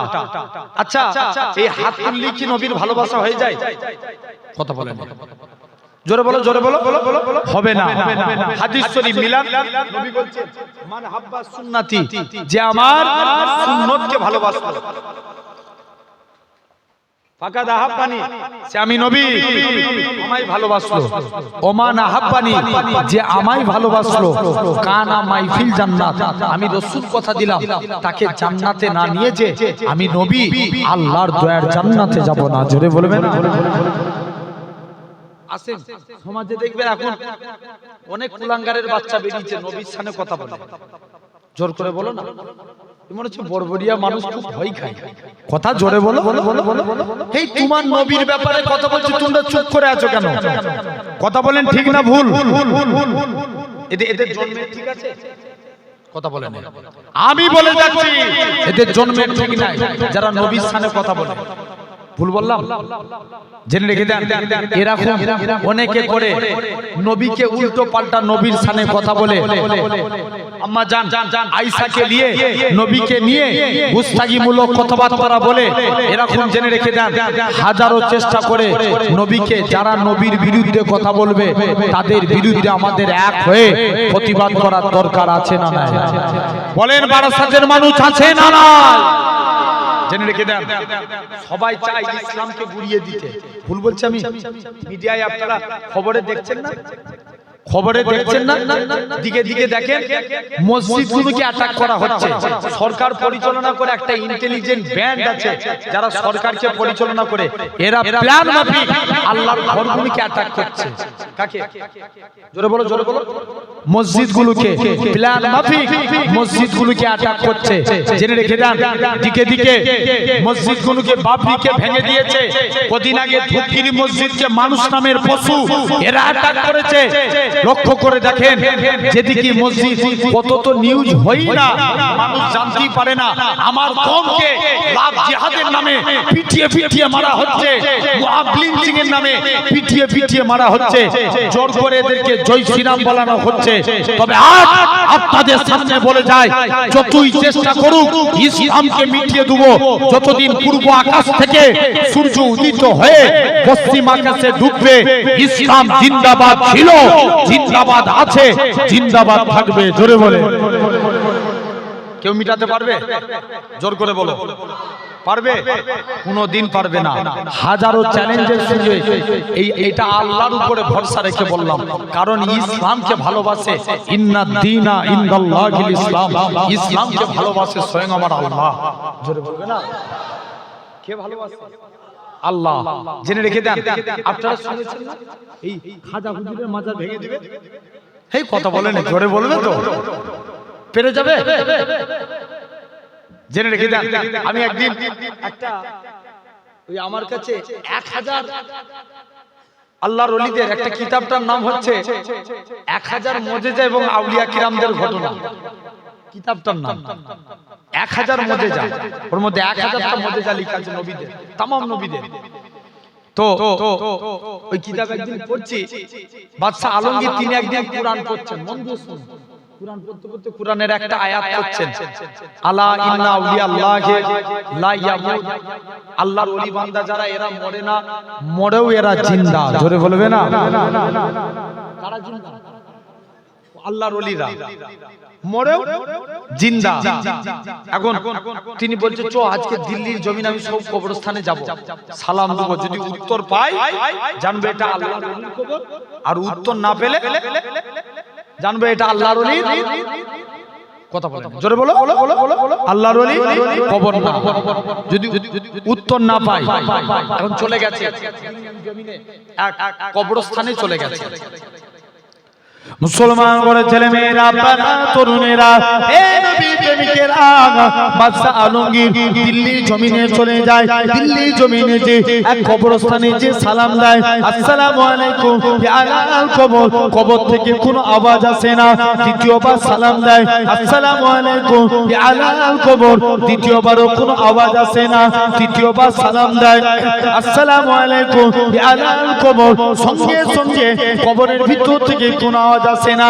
বাদশা আলমগীর বলে, এ আমার সৈন্যরা, তোমরা রেডি হয়ে যাও, এই কবরটাকে ভেঙে দাও, এটা কোনো আল্লাহর ওলির কবর নয়। এরকম কবর ভাঙতে ভাঙতে 104টের অধিক কবর ভেঙে দেওয়া হলো।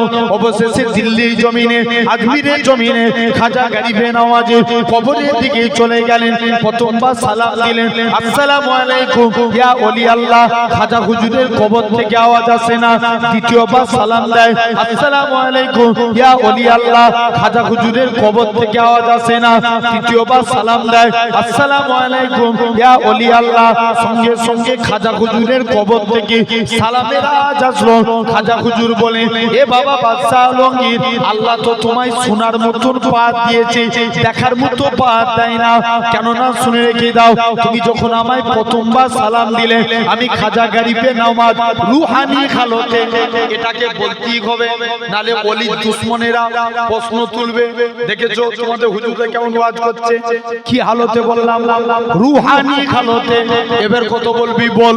রুহানি হালতে মদিনা শরীফে ছিলাম, যখন তুমি আমায় দ্বিতীয়বার সালাম দিলে, রুহানি হালতে মদিনা থেকে আজমিরের দিকে আসলাম, যখন তুমি আমাকে তৃতীয়বার সালাম দিলে, আমি আজমিরের জমিনে এসে সালামের জবাব দিলাম।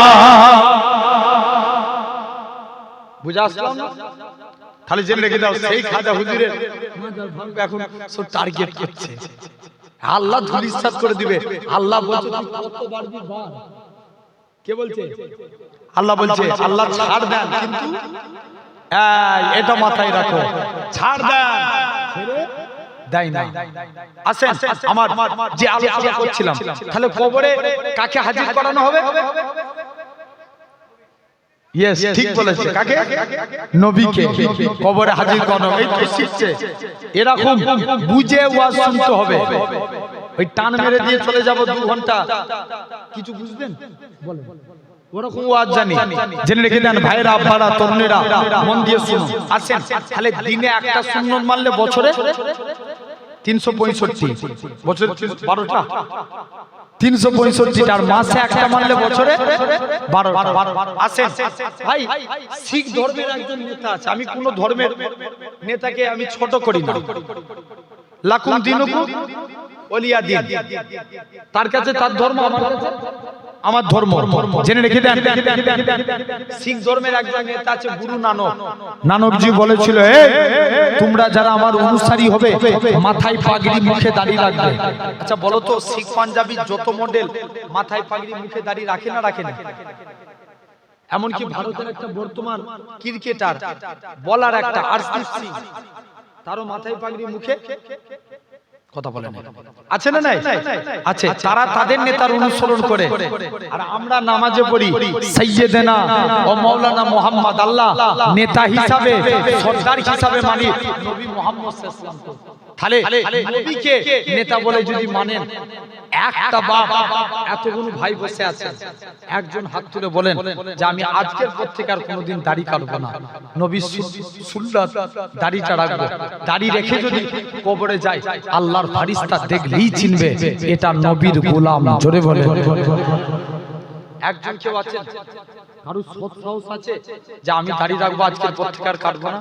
বুড়ো হয়ে গেছেন বাপ, বিশ্বাস করেন, হয়তো ছেলের কথাটা খারাপ লাগতে পারে, ভাইয়ের কথাটা খারাপ লাগতে পারে, কিন্তু রেখে দেন।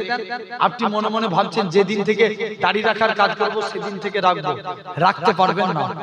দাড়ি রাখেন, দাড়ি আপনাকে অন্যায় কাজ থেকে দূরে সরাবে। লাস্ট বার বলছি, একজন কেউ আছেন আপনি রাখবেন? কি নাম? মোহাম্মদ হোসেন আলী, মাশাআল্লাহ, তাকবীর দেন, নারে তাকবীর, আলহামদুলিল্লাহ।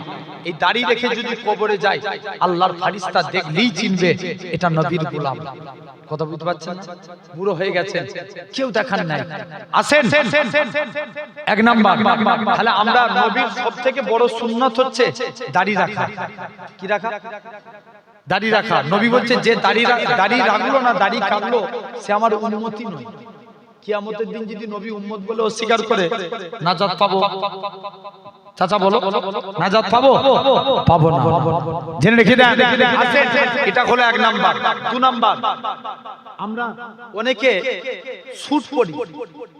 স্যুট যখন পরবেন, গাঁটের নিচে না উপরে?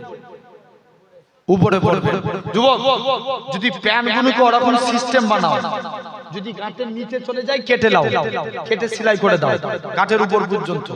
তুমি এরকম স্টাইল দাও, তোমার দেখা দেখি যতজন এরকম স্টাইল দিবে, তুমি ঘরে বসে বসে সুন্নতে সওয়াব পাবে। জোরে বলে। লুঙ্গি পরলে কার উপরে পরবো? গাঁটের উপরে। আপনি যখন স্যুট পরবেন, আগে ডান পা দিবেন। কোন পা? জোরে বলো। ডান পা। পায়জামা পরছেন, আগে ডান পা। পাঞ্জাবি পরবেন, ডান হাত। জ্যাকেট পরছেন, ডান হাত। জামা পরবেন, ডান হাত। গেঞ্জি পরছেন, ডান হাত। কাউকে কিছু দিবেন, ডান হাত। সব কিছু করেন রাইট সাইড দিয়ে। আল্লাহ বলবে, হে তোরা যারা ডানপন্থী আছিস এগিয়ে। বান্দা জিজ্ঞেস করবে কেন আল্লাহ? আল্লাহ বলবে, যা, আমার নবী ডান দিককে ভালোবেসেছে, তোরা আমার নবীর সুন্নত মেনেছিস, আমি আল্লাহ তোদের নাজাত দিয়ে দিলাম। কোন দিকটা মানার জন্য? জোরে বলো। ডান সাইডটা। জুতো পরবো, আগে কোন পা দিব? ডান পা। আচ্ছা, আজকের পর থেকে এই আমলটা কারা কারা করবেন একবার হাত তুলে দেখান। আল্লাহ দেখছেন, একদম আল্লাহকে সাক্ষী রেখে বলছেন তো, ইনশাআল্লাহ। তাহলে যখনই আমরা যাবতীয় কাজ করব, কোন সাইড থেকে? ডান সাইড থেকে। এটা হলো 2 নাম্বার। 3 নাম্বার, যখন ভাত খাবেন, এটা কোনো চাপের কাজ নয়, মাকে যে বলবেন মা আমাকে দস্তরখান বিছিয়ে দাও। যাদের বিয়ে হয়ে গেছে স্ত্রীকে যে বলে স্ত্রী আমাকে দস্তরখান বিছিয়ে দাও। কি বিছাতে বলে? দস্তরখানা। জানবে দস্তরখানা বিছিয়ে ভাত খাওয়া নবীর সুন্নাত। আর একটু জোরে বলা গেল না? কার সুন্নাত? নবীর সুন্নাত। এটা কোনো চাপের কাজ? চাচা বলে এটা চাপের কাজ? যদি আপনি এই ধরেন এটা কি রুমাল, কি রুমাল, এই যদি দস্তরখান না থাকে রুমাল বিছিয়ে খান, জানবে নবীর সুন্নাত মানা হবে। আল্লাহ নবী একদিন আনাসের দস্তরখানে কিছু খেয়ে হাত মুছেছে। আল্লাহ নবী বলছে বাবা আনাস, এই শুনছিস বাবা আনাস, আমি নবী আমার কাছে কিছু চাইবে না? আনাস তোমার দস্তরখানে আমি নবী হাত মুছে দিলাম। আনাস বলে আল্লাহর কসম আমি দস্তরখান কোনোদিন পানি দিয়ে ধুতাম না। ভাই কাপড় ময়লা হলে কি দিয়ে ধুতে হয় বলো না? পানি দিয়ে, সার্ফ দিয়ে, সাবান দিয়ে। আনাস বলে আমার কাপড় যখনই দস্তরখান ময়লা হতো আমি আগুনে ফেলে দিতাম, আগুন থেকে দস্তরখান তুলে নিতাম। আনাস সাহাবারা বলে আনাস, আনাস বলে আমার দস্তরখান পরিষ্কার। সাহাবারা বলে আনাস তুমি এই জাদু শিখলে কোথায়? আনাস বলে এটা জাদু না, এটা মুস্তাফা নবীর হাতে ছোঁয়া। এটা চিল্লে হলো না, আর একটু জোরে বলো। নবীর তোমরা আসে কিনা? সবাই হাত তুলেছো নবীর আসে হবো, তাহলে নবীর জন্য আল্লাহর স্লোগান দিবেন। আরো জোরে বলেন আলহামদুলিল্লাহ। এই তো পাওয়ার এরকম দিয়া লাগবে। আসেন দেখবেন এগুলো জীবদ্দশায় ঘটেছে। নবী একদিন ইস্তেঞ্জা করবেন, ইবনে আব্বাসকে ডাকছে, বাবা আব্বাস আমার কাছে আয়। শুনছো বাবা আব্বাস, আমি নবী আমার কাছে আসো। দূরে যে গাছগুলো আছে ওই গাছগুলোকে আমি নবী আমি ইস্তেঞ্জা করব, তারা যেন আমাকে এসে পর্দা করে। কি করে? পর্দা করে। দেখবেন আমরা অনেক লং ড্রাইভে যাই না, রাস্তাঘাটে ইস্তেঞ্জা করতে গেলে একটা সিস্টেমে করবেন। আপনি যখন রাস্তায় ইস্তেঞ্জা করবেন সামনে দেখবেন ঝোপঝাড় আছে কিনা, পর্দা করা। এভাবে ইস্তেঞ্জা করা নবীর সুন্নাত। পর্দা সামনে কি রাখবো? কথা বলেন। পর্দা সামনে ঝোপঝাড় যেন থাকে। এখন নবী ইস্তেঞ্জা করবে, ইবনে আব্বাস বলছে হুজুর গাছ এসেছে। বাবা যাও না একবার বলে দেখো। গাছের কাছে চলে গেছে, গাছ তোমাকে আল্লাহ নবী ডাকছে। প্রথমবার যখনই বলেছে গাছের পাতাগুলো নাড়া দিয়ে উঠেছে। আরো জোরে বলা গেল না?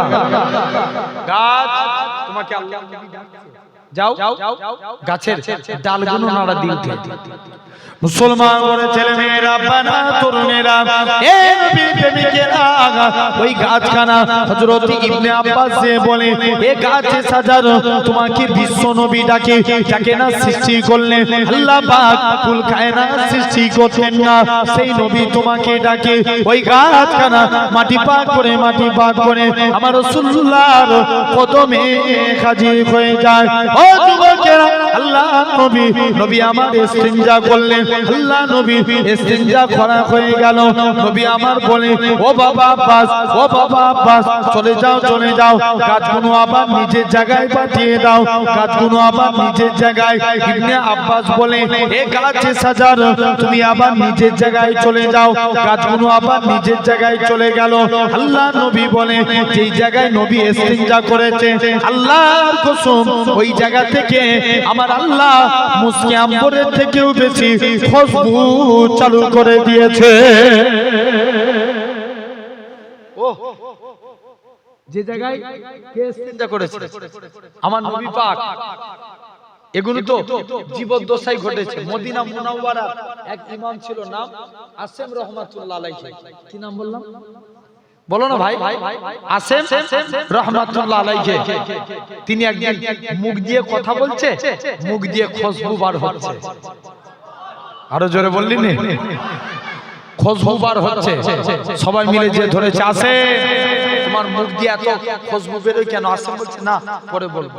বলো মুসলমান করে ছেলে মেয়েরা বাবা তরুণেরা হে নবীর প্রেমিকেরা হযরতে আসেম বলে ও বাবা মুরিদেরা আমি আসেম একদিন ঘুমিয়ে আছি হঠাৎ করে দেখি আল্লাহ নবী দিন দুনিয়া বাদশা হাবিবুল্লাহ জনাবে মুহাম্মদুর রাসূলুল্লাহ সাল্লাল্লাহু আলাইহি সাল্লাম আমি আসেমের বাড়ি চলে আসলেন আমি আসেম আল্লাহ নবী সম্মানে দাঁড়িয়ে গেলাম আল্লাহ নবী বলে ও বাবা আসেম তুমি একটু জীববাখানা কোরআন তেলাওয়াত করো হযরতে আসেম বলে আমি আল্লাহ নবীর সম্মানে দাঁড়িয়ে দাঁড়িয়ে কোরআন খানা পড়ি কোরআন পড়া কমপ্লিট হয়ে গেল আল্লাহ নবী বলে ওগো বাবা আসেম তুমি আমি নবী আমাকে কোরআন শুনিয়ে আমি নবী আমার অন্তরকে ভরিয়ে দিয়েছো আমি নবী আমার দিলকে খুশি করে দিয়েছো ও বাবা আসেম তুমি একটু জীববাখানা পার করো হযরতে আসেম জিহ্বাখানা পার করলেন আল্লাহ নবী একটুখানি থুতু লাগিয়ে দিলেন হযরতে আসেম বলে আল্লাহর কসম নবী থুতু লাগার সাথে সাথে আমি আসেমের মুখ থেকে আমার আল্লাহ পাক খুশবু চালু করে দিয়েছে নবী কি লাগিয়েছে জোরে বলো থুতু মুবারক গজল এখন দুয়াজ করছে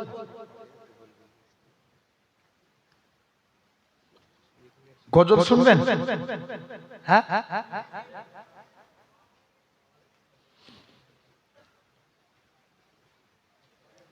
আচ্ছা শুনেন তাহলে কটা হলো কথা বলেন সুন্নাত কাটা হলো তিনটে ভাই তাহলে আমরাও পালন করব আচ্ছা বলেন আমরা অনেকে চুল কাটি আছে না অনেকে স্টাইলে চুল কাটে জেনে রেখে দেন দেখবেন এই ধারগুলো ছোট উপরগুলো বড় কথা বলেন সমাজে 100 স্টাইলে চুল কাটে কত স্টাইল 100 স্টাইল এক একজন আবার পিছনে দেখবেন টিকটিকি মার্কা চুল কাটে কি মার্কা টিকটিকি মার্কা জেনে রেখে দেন অনেকে আবার চুল কাটে দেখবেন ভুরু কাটে এখানে এমন করে টানে আছে না নাই ভাই ইনসাফ করে বলুন অনেকে CR7 মানে রোনালদোর ভক্ত সেলুন দোকানে যে বলে আমাকে রোনালদো কাটিং দাও অনেকে যে বলে নেইমার কাটিং দাও অনেকে মেসি কাটিং অনেকে বিরাট কোহলি আছে না নাই অনেকে সালমান খান শাহরুখ খান বিভিন্ন কাটিং এর চুল কাটে জেনে রেখে দেন আজকে আপনি আমি বলুন আমরা সবার স্টাইলে চুল কাটি সেলুন দোকানে একবার যে বলেছি সেলুনওয়ালা ভাই আমার চুলটা একটু নবীর স্টাইলে কেটে দাও বলো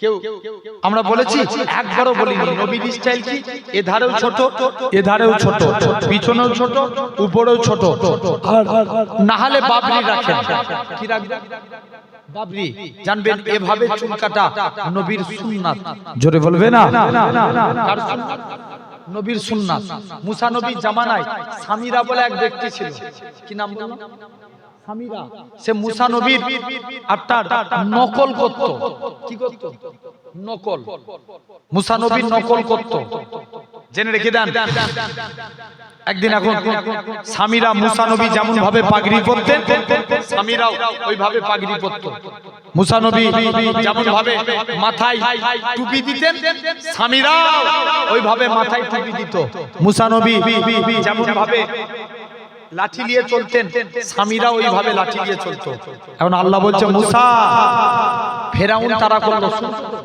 কে তারা করলো ফেরাউন আল্লাহ বলছে মুসা এবার লাঠি ঠেকাও যেই লাঠি ঠেকালেন পানি দুই ভাগ কভাগ দুভাগ মাঝখান দিয়ে রাস্তা মুসা নবী পার হয়ে গেলেন ফেরাউন সৈত আর সৈন্যরাও পার হতে যাচ্ছে আল্লাহ বলছে মুসা আবার লাঠি ঠেকা যেই লাঠি ঠেকালেন পানি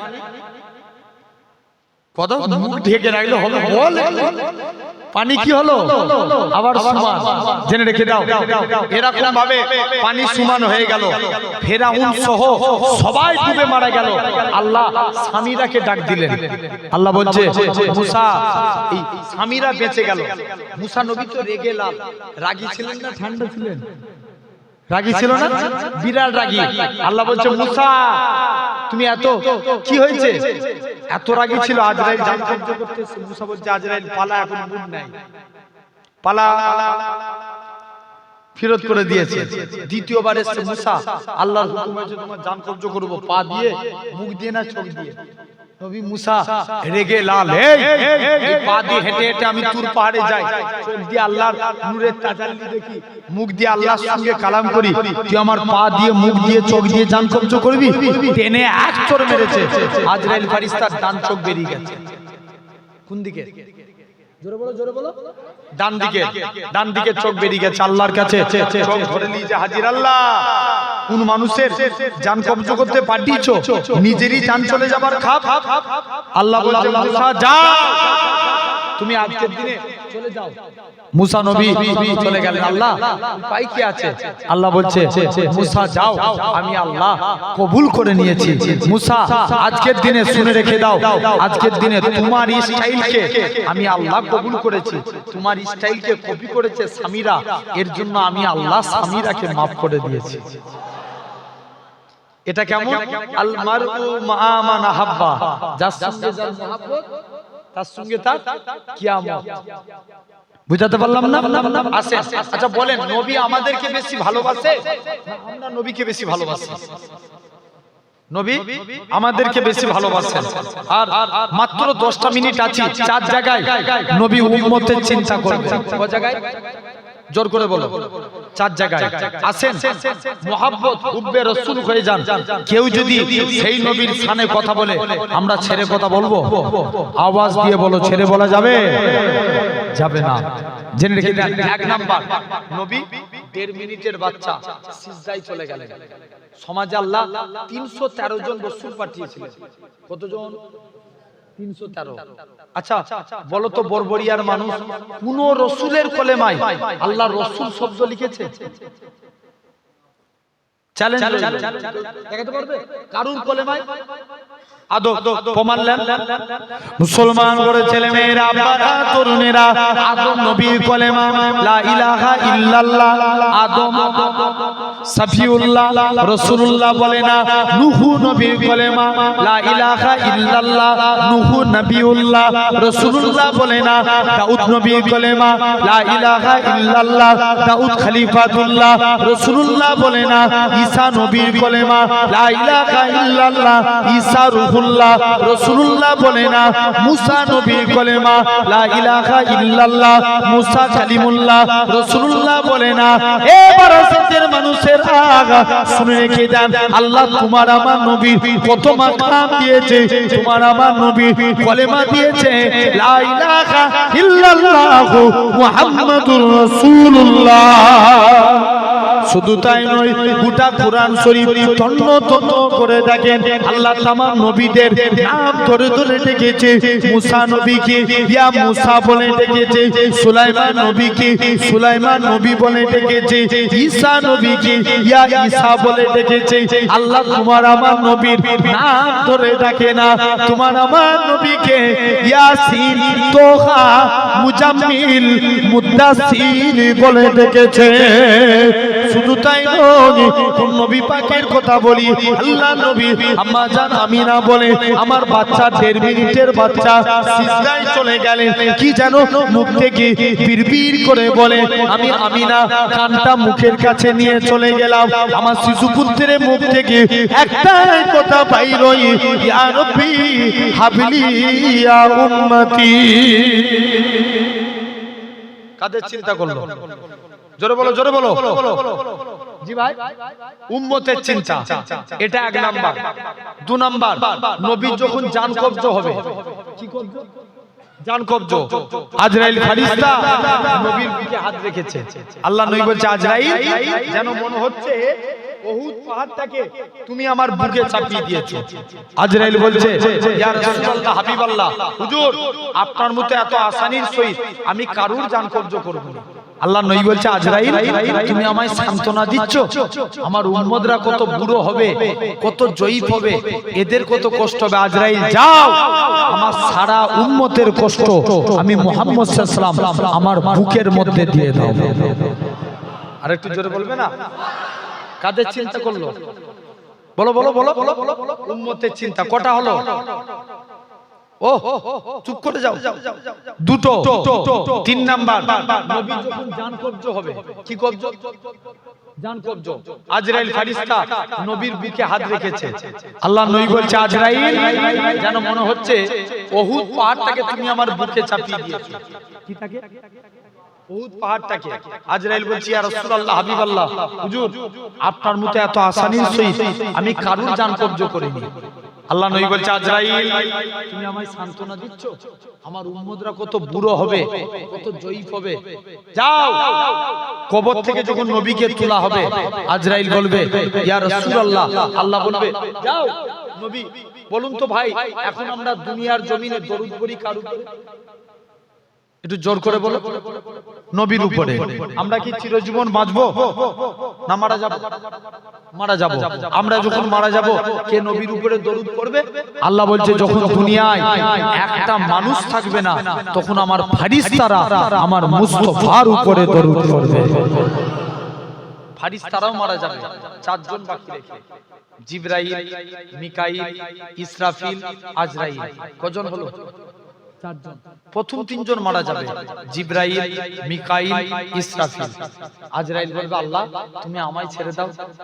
আল্লাহ বলবে, আজরাইল বুকে হাত রাখ, তোকেও মরতে হবে। আজরাইলও শেষ। আল্লাহ বলছে, এবার কে দরুদ পড়বে?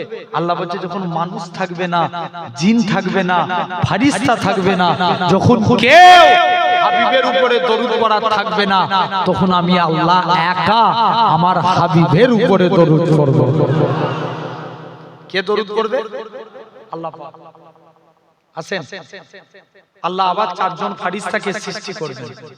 আল্লাহ জিবরাইলকে দেখে বলবে, জিবরাইল আমার নবীকে কবর থেকে তোল। জিবরাইল বলবে, আল্লাহ আমি মারা গিয়েছিলাম না, নবীর কবর কোথায় ভুলে গেছি। আল্লাহ বলবে, জিবরাইল তুমি মাটিকে জিজ্ঞেস করো, এই মাটি নবীর কবর কোথায়? মাটিও বলতে পারবে না। জিবরাইল কিয়ামতের আগে আল্লাহ আমি মাটিকে এমন উলটপালট করেছে, কে কোথায় কবরে চলে গেছে আমি জানি না। কিতাবে সে নবীর কবরের ভিতর থেকে নূর বার হতে থাকবে। জিবরাইল নবীকে কবর থেকে তুলবে, নবী কবর থেকে উঠি বলবে, জিবরাইল আমার উম্মতরা কোথায়? জিবরাইল বলবে, হুজুর এখনো কাউকে তোলা হয়নি, সবার আগে আপনাকে তোলা হয়েছে। নবী বলবে, জিবরাইল তুই আমায় সান্তনা দিচ্ছিস? নবীর মন খারাপ, কাদের জন্য? উম্মতের জন্য। জিবরাইল আল্লাহর কাছে চলে যাবে, আল্লাহ হাবিবের মন খারাপ, কি হয়েছে? কার জন্য? উম্মতের জন্য। আল্লাহ বলবে, যাও আমার হাবিবকে জানিয়ে দাও, হাবিবের 70,000 উম্মতকে আমি আল্লাহ বিনা হিসাবে নাজাত দিলাম। জিবরাইল নবীর কাছে আসবে, ইয়া রাসূলুল্লাহ এতে আমার মন ভরলো না, যাও তুমি আরেকটু বাড়িয়ে দিয়েছো। জিবরাইল আমিন আল্লাহর কাছে চলে যাবে, আল্লাহ হাবিব বাড়াতে বলছে, যাও 70,000-এর এক একজন 70,000 করে বিনা হিসাবে নাজাতে নিয়ে যাবে। একসঙ্গে 4,90,00,000 মানুষ বিনা হিসাবে আল্লাহর জান্নাতি হবে। 3টে হয়ে গেল। 4র্থ নম্বর, কিয়ামতের দিন নবী উম্মতের চিন্তা করবেন, যেদিনটা চিন্তা করলে আমাদের বেড়া পার। জোরে বললো না? সব নবীর উম্মতের চেহারা শুনছো বাপ, আগুনে পুড়ে পুড়ে পুড়ে পুড়ে কালো সিয়া হয়ে যাবে। তাদের হাতে আগুনের বেরি পড়াবে, পায়ে আগুনের চেন, গলায় আগুনের শিকল। কিন্তু আমার আপনার নবীর উম্মতের চেহারা আগুনে পুড়ে কালো হবে না, এদের হাতে আগুনের বেরি পড়াবে না, পায়ে আগুনের চেন দিবে না। মালিক ফেরেশতা জিজ্ঞেস করবে, আল্লাহ এরা কারা? আল্লাহ বলবে, মালিক চুপ কর, এরা আমার হাবিবের উম্মত। কার উম্মত? হাবিবের। জাহান্নামের দিকে একটা চেয়ার, জান্নাতের দিকে দুটো। নবী জিজ্ঞেস করবে, জিবরাইল জাহান্নামের দিকে একটা চেয়ার হুজুর আপনার জন্য, কেননা আপনার উম্মতগুলোকে যখন জাহান্নামের দিকে নিয়ে যাবে, আপনি জাহান্নামের দিক থেকে আল্লাহর জান্নাতের দিকে পাঠাবেন, আর জান্নাতের দিকে 2টা চেয়ার আপনার দুটো নাতি ইমামে হাসান হুসাইনের জন্য, কেননা আপনার দুটো নাতি আপনার উম্মতগুলোকে ওয়েলকাম জানিয়ে আল্লাহর জান্নাতে প্রবেশ করাবে। আসেন মন দিয়ে জেনে রেখে দেন ভাইরা, আব্বারা, তরুণেরা, তাহলে আজ আপনাকে আমাকে ভাবা লাগবে। আল্লাহ নবী জিজ্ঞেস করবে, আল্লাহ আমার উম্মতের বিচার কেমন করে হবে? আল্লাহ বলবে, হাবিব সবার বিচার যেমন ভাবে হয় আপনার উম্মতের বিচার অনুরূপ সেইভাবে হবে। আল্লাহ বলবে, হাবিব তাহলে আমার উম্মত হয়ে এরা কি করলো? আল্লাহ, হাবিব কি চান? আল্লাহ আমার উম্মতের বিচার আমি নবী নিজেই করতে চাই। আর একটু জোরে বলো। আল্লাহ বলবে, হাবিব জান দিয়ে দিলাম, তবে উম্মতের বিচার তো করবেন। গুনাহ না জানলে আপনি বিচার করতে পারবেন? গুনাহ দেখলে মন খারাপ হয়ে যাবে। হাবিব আপনার উম্মতের বিচার করব আমি আল্লাহ, তবে সব নবীর উম্মতের বিচার হবে সবার সামনে, আর আপনার উম্মতের বিচার হবে নূরের পর্দার ভিতরে। ও সেই নবীর উম্মত, খবরদার আল্লাহ কবুল করে নেন। তাহলে আজকে এই এতটুকুই আলোচনা করলাম কবর থেকে। তাহলে নবীকে কবরে এনে হাজির করানো হবে। আর 3 নাম্বার, কবরে আরেকটা কবরে 3টে সওয়াল করা হবে। মান রাব্বুকা, আওয়াজ দিয়ে বলেন, প্র্যাকটিস হচ্ছে। মান রাব্বুকা আমাদের রবকে, আওয়াজ আরো জোরে হবে, আমাদের রবকে। মা দীনুকা আমাদের দিন কি, ওমান নবিয়ুকা আমাদের নবীকে, হযরত মুহাম্মদ সাল্লাল্লাহু আলাইহি ওয়াসাল্লাম। ব্যাস এতটুকুই রয়ে গেল। আমার টাইমও প্রায় শেষ। আমি কারণ আবার 11:30 অনেক দূরে, এখান থেকে প্রায় বিরাট, মানে অনেকটা আধ ঘন্টার বেশি লেগে যাবে। যাব, আল্লাহ কবুল করেন। ভাইরা আজ কেন পৃথিবী একটা আমি নাম গিয়েছিলাম, এটা রিকোয়েস্ট করছে আমার ভাইকে নিয়ে আসতে বললেন। আলহামদুলিল্লাহ আমি বিদায় নেব। সকলে আমার জন্য দোয়া করেন। যতটুকু বললাম, মনে কষ্ট পেলেন, মনে দুঃখ পেলেন, আলহামদুলিল্লাহ আল্লাহ কবুল করেন। একবার দরুদ শরীফ আল্লাহুম্মা।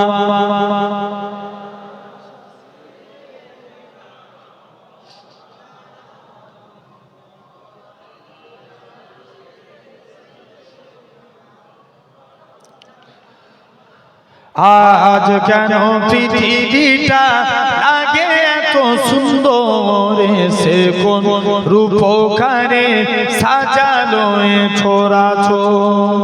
জোরে বলবে না? আর একটু চিল্লে হবে না? বিদায় বেলায় প্যান্ডেল ফাটানো আওয়াজ দিতে হবে, আরো জোরে বলো। আজ কেন পৃথিবীটা লাগে এত সুন্দর, সে কোন রূপকারে সাজালো ছোড়া ছোরে, সে কোন রূপকারে সাজালো ছোড়া চোর।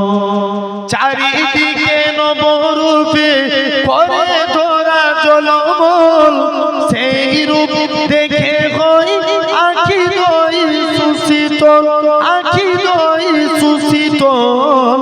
কেটে গেছে কুৎসিত নিশীথের দ্বিপ্রহরে, সে কোন রূপকারে সাজালো ছোড়া চোর।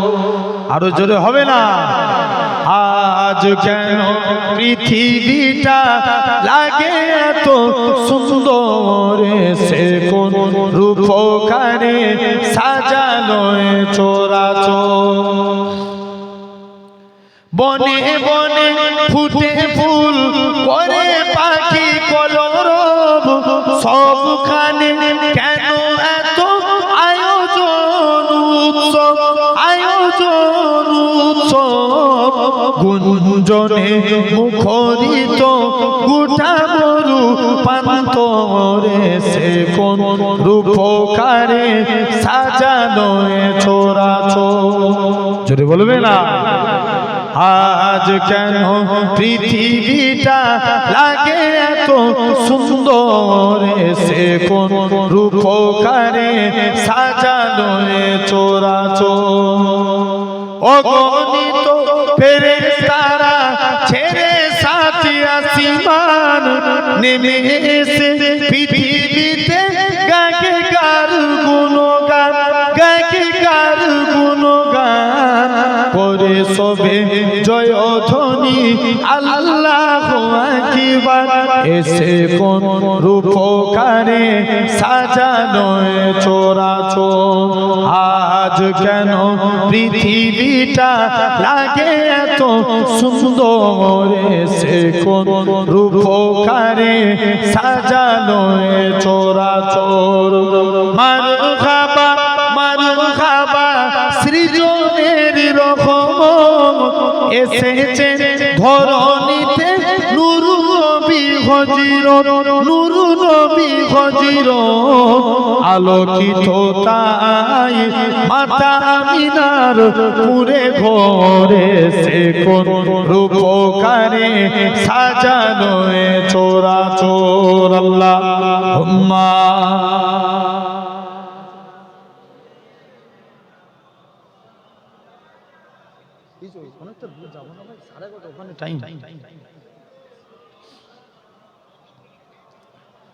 रब को देखा है मेरे नबी ने और किसी ने भी देखा नहीं गए सबसे पर्दा है मेरे खुदा का और मोहम्मद से पर्दा नहीं गए जोरे बोलबे ना আর একটু জোরে হবে না रब को देखा है मेरे नबी ने और किसी ने भी देखा नहीं है सबसे पर्दा है मेरे खुदा का और मोहम्मद से पर्दा नहीं है लाए इमाम उमर जब नबी पाक बोले आका के कदमों में जाकर मिल गया है मुझे कमली बला अब जमाने की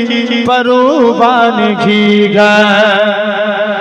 আরো চিল্লে হয় না আওয়াজ আর একটু জোরে দিয়ে বলো তো দেখি আচ্ছা তোমরা চুপ করে দিই যারা দাঁড়িয়ে আছো ওরা একবার বল জোরে বল সুবহানাল্লাহ একসঙ্গে সবাই মিলে বলেন সুবহানাল্লাহ रब को देखा है मेरे नबी ने और किसी ने भी देखा नहीं है सबसे पर्दा है मेरे खुदा का और मोहम्मद से पर्दा नहीं है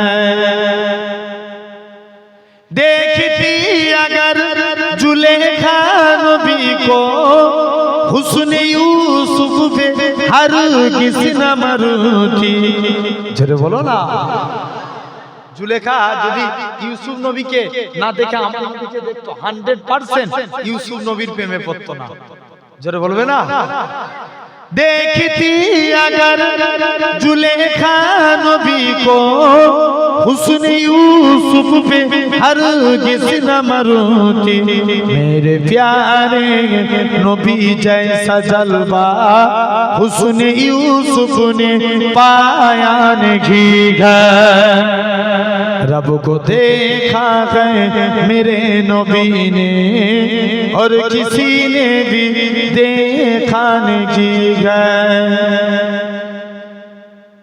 आपके जैसा अब तक जगह में मुस्तफा कोई आया नहीं आए भी कैसे जब के खुदा ने कोई दूजा बनाया नहीं अल्हम्दुलिल्लाह আল্লাহ কবুল করে নেন সেই নবী আজকে আমরাও নবীর গোলাম হব বলেন ইনশাআল্লাহ আল্লাহ কবুল করেন মাশাআল্লাহ আমার পরি আমার মামাতো ভাই আপনাদের কাছে এখন আলহামদুলিল্লাহ এখন আসছেন কারণ আমার হাতে হয়তো সময় থাকলে আরো ভাইজান না আসা পর্যন্ত হয়তো আরো কিছুক্ষণ বলতাম কিন্তু আমার বিশ্বাস করেন 11:30টায় আমার টাইম আছে আপনার বললাম না বিরা এবার আমি যদি না ওখানে যে টাইমে পৌঁছাই ওরা তো একটা সমস্যার মধ্যে পড়ে যাবে জেনে রেখে দেন তথাপি আর নয় আল্লাহ কবুল করেন সকলে আমার জন্য দোয়া করেন আমি আপনাদের জন্য দোয়া করি আল্লাহ যদি ইনশাআল্লাহ আবার যদি পরে মৌকা দেয় ইনশাআল্লাহ আলোচনা হবে আসেন দাঁড়িয়ে একটু নবীর শানে সালাম দিই সকলে দাঁড়িয়ে যান ইয়া নবী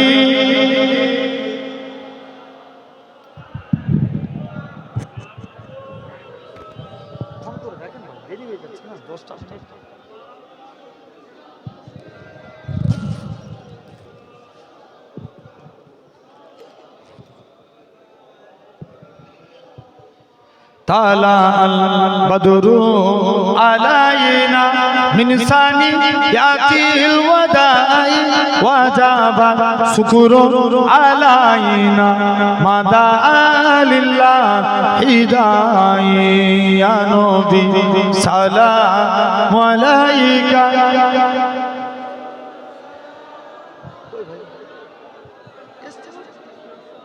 ভাই দেরি হয়ে যাচ্ছে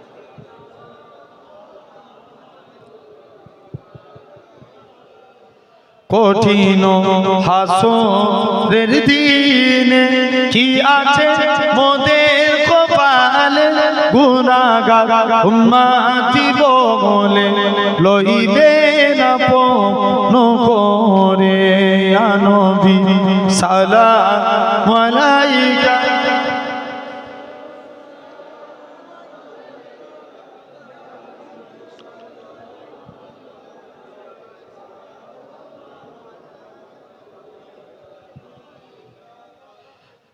জিবরাইল দিলে যে আওয়াজ খুলে দাও আসমানের দুয়ার এসেছে নবীদের সরদার করিতে আল্লাহ রদিদার ইয়া নবী জোরে জোরে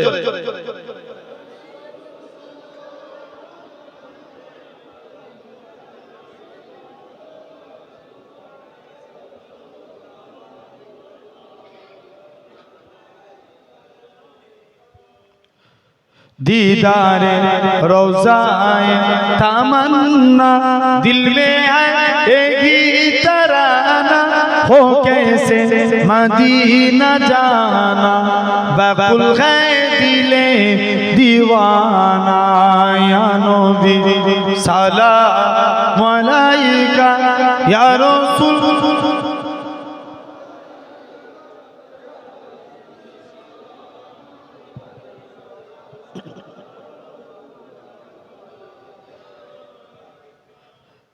या नबी नामो प्यारा या रसूल नामो प्यारा अरसे पर हक ने पुकारा सज पैगंबर है हमारा या नबी सलाम अलैका या रसूल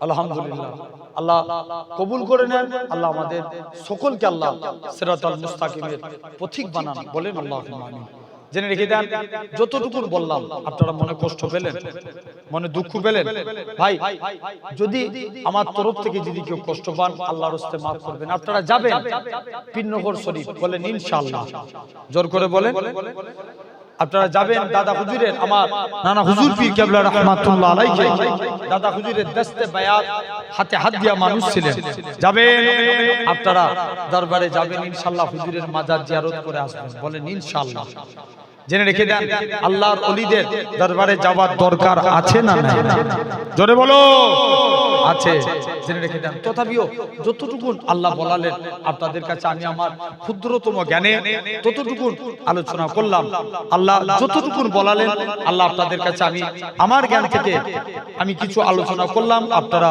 এগুলো শুনে আমি বলেছি রাতের যাওয়ার আগে একবার চিন্তা করে দেখবেন বলেন ইনশাআল্লাহ জোর করে বলো যে কারা আমাকে অন্তর থেকে আল্লাহকে সাক্ষী রেখে অন্তর থেকে ভাইয়ের মতো ভালোবাসেন একটু হাত তুলে দেখান তো দেখি এগুলো মুনাফিকি হাত না তো একদম আল্লাহকে সাক্ষী রেখে বলছো তো বলেন ইনশাআল্লাহ আল্লাহ কবুল করেন আমার ভাইজান আসছেন এখনই আপনাদের কাছে আমার বড় ভাই যেনাদের দোয়া আজকে আমরা ইনশাআল্লাহ আলহামদুলিল্লাহ আমরা ঘুরছি বিভিন্ন জায়গায় আমার বড় ভাই আপনাদের কাছে আসবেন আলহামদুলিল্লাহ এখনই হয়তো ভাইজান আসছেন আপনাদের কাছে আলোচনা করবেন দীর্ঘক্ষণ ধরে আমি গুনাহগার যতটুকু বললাম মনে কেউ দুঃখ পেলেন কষ্ট পেলেন সকলে আমার জন্য দোয়া করেন আমি আপনাদের জন্য দোয়া করি একবার সকলে আস্তে আস্তে বসেন একবার দরুদ শরীফ পড়েন আল্লাহ